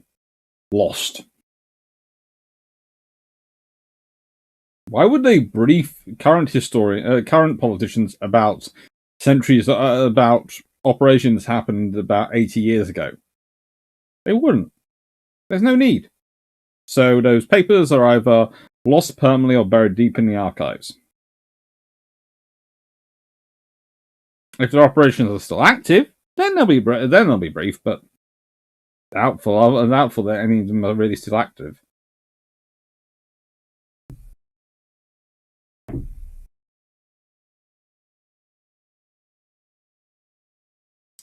No, I haven't seen that question on Twitter yet. Or if I have, I've missed it.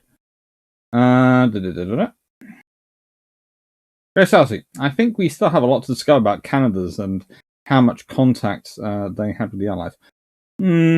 Probably. About Canaris and how much contact he had with the Allies.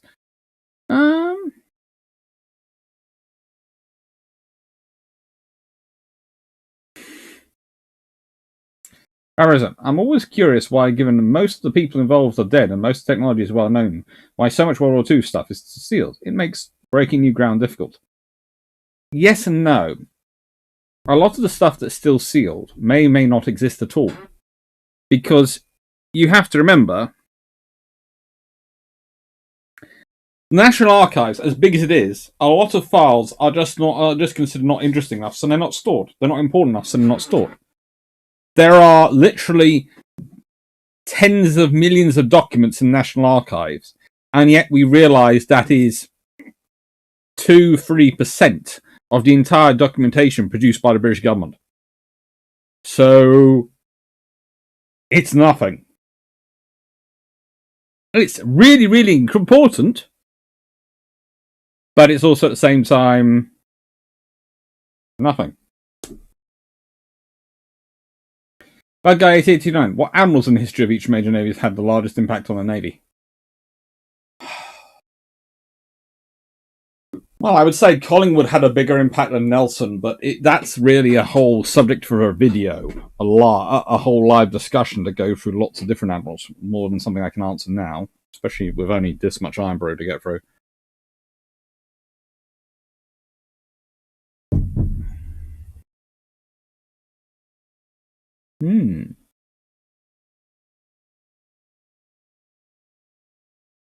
Because it got classified, and those things were true, and the rulers are 50, 75 years ago. Actually, I was told something interesting by an archivist the other day. There's actually no official rule that says 75 years or 50 years. It's just sort of what they do. So there isn't actually a rule, but that's how they follow it. They're unofficial guidance.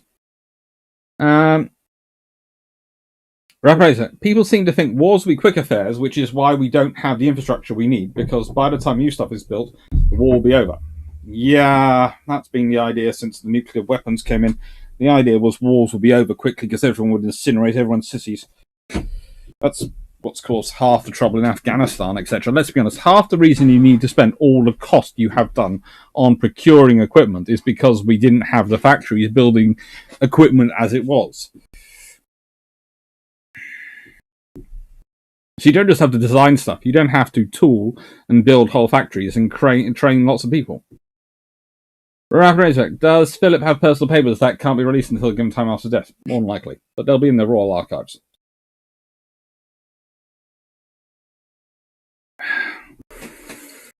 Bangroon, what I meant is, if they are still classified or sealed at this point, is it is viewed as still being relevant to national security as justification for the secrecy?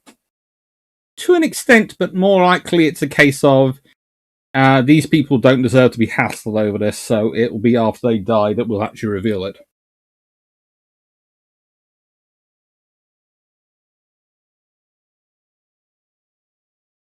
And Peter Hanswell, thank you, Dr. Clark. You compliment Drac very well. 2 approaches to a common subject. We do. In fact, there's a lot more joint work coming.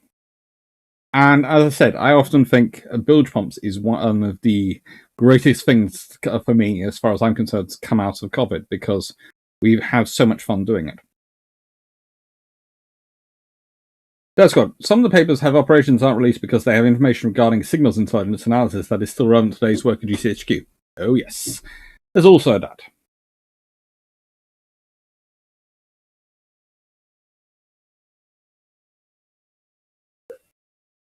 Right, it's 9:45. I'm going to go inside and help pack up and look after the dogs. I hope you've had a nice evening. I hope you've all had fun. Thank you to everyone for watching. Thank you to everyone for the super chats. Thank you to everyone for chatting away. Thank you to everyone who's on Patreon. The Patreon vote for May is live as of today. And thank you to everyone who's on Discord. And thank you to everyone who just watches my videos. Because, as I said at the beginning, it's nice having you all out there. It's really, really nice to have such a wide community to talk with about history.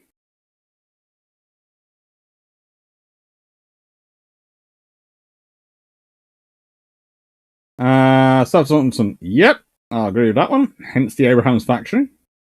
It's just building tanks. They just keep building new tanks. Even though they don't need them. But it's sensible for America, because when they eventually do need to order a new tank, they have a tank factory ready and raring to go. Take care, Vision. Take care, Juno 1 Take care, Melly 1640, Dirt Squad, Jess P, Peter Underhill, Carl Gasbergs, Stafford Thompson. Take care. Have a nice evening. Thank you for watching. Thank you, Ben Grogan. Thank you, Don Shea. Thank you, Anuk. Thank you, Juno 1 Thank you, Rick Vasava. Thank you, Dirt Squad. Thank you, Calvin Gasberg. Thank you, Albazaski. Thank you, Greg Stoutowski. Thank you, Rapid Raceback. Thank you, Dan Freeman and Sean for being our admins tonight and looking after the chat for me. Thank you, Sean Mack. Thank you, Dan Freeman. Thank you, Messiah Slavic. Thank you to Casso. Thank you, Frank Cusack. Thank you, Adfab. Thank you, Antistronsful. Thank you very much. Thank you, everyone. Before I go, I will quickly talk about the upcoming videos. We have, if everything goes to plan, on 27th April, Dreadnoughts from around the world. There'll be different slides from those used during the live, mainly because I'm having to redo them from scratch. And we've got 20th April, British aircraft carrier development since 1945, as suggested by Carl Hardman. So it's going to be an overstroke look at British aircraft carrier development since 1945. Hope you enjoy. That's what's coming up this week. And as always, please do remember that the patron choice vote is live. So if you want to pick from the options, which I will just look up because I do have them somewhere.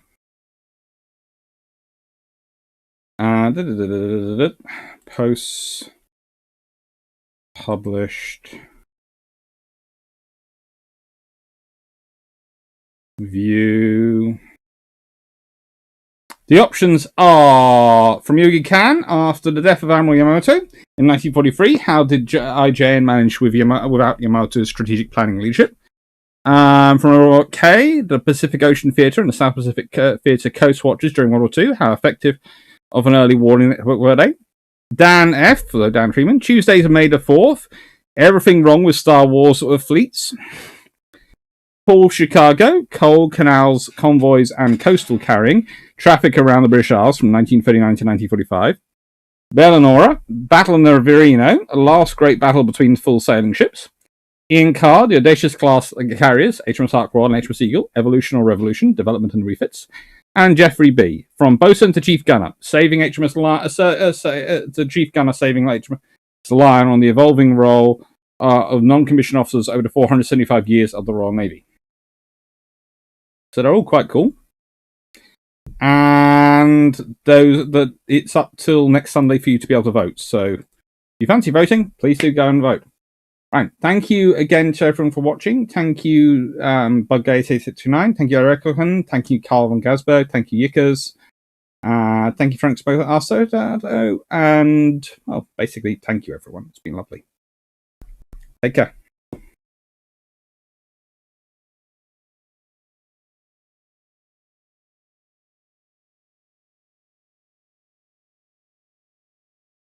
Thank you, Trent Telenko.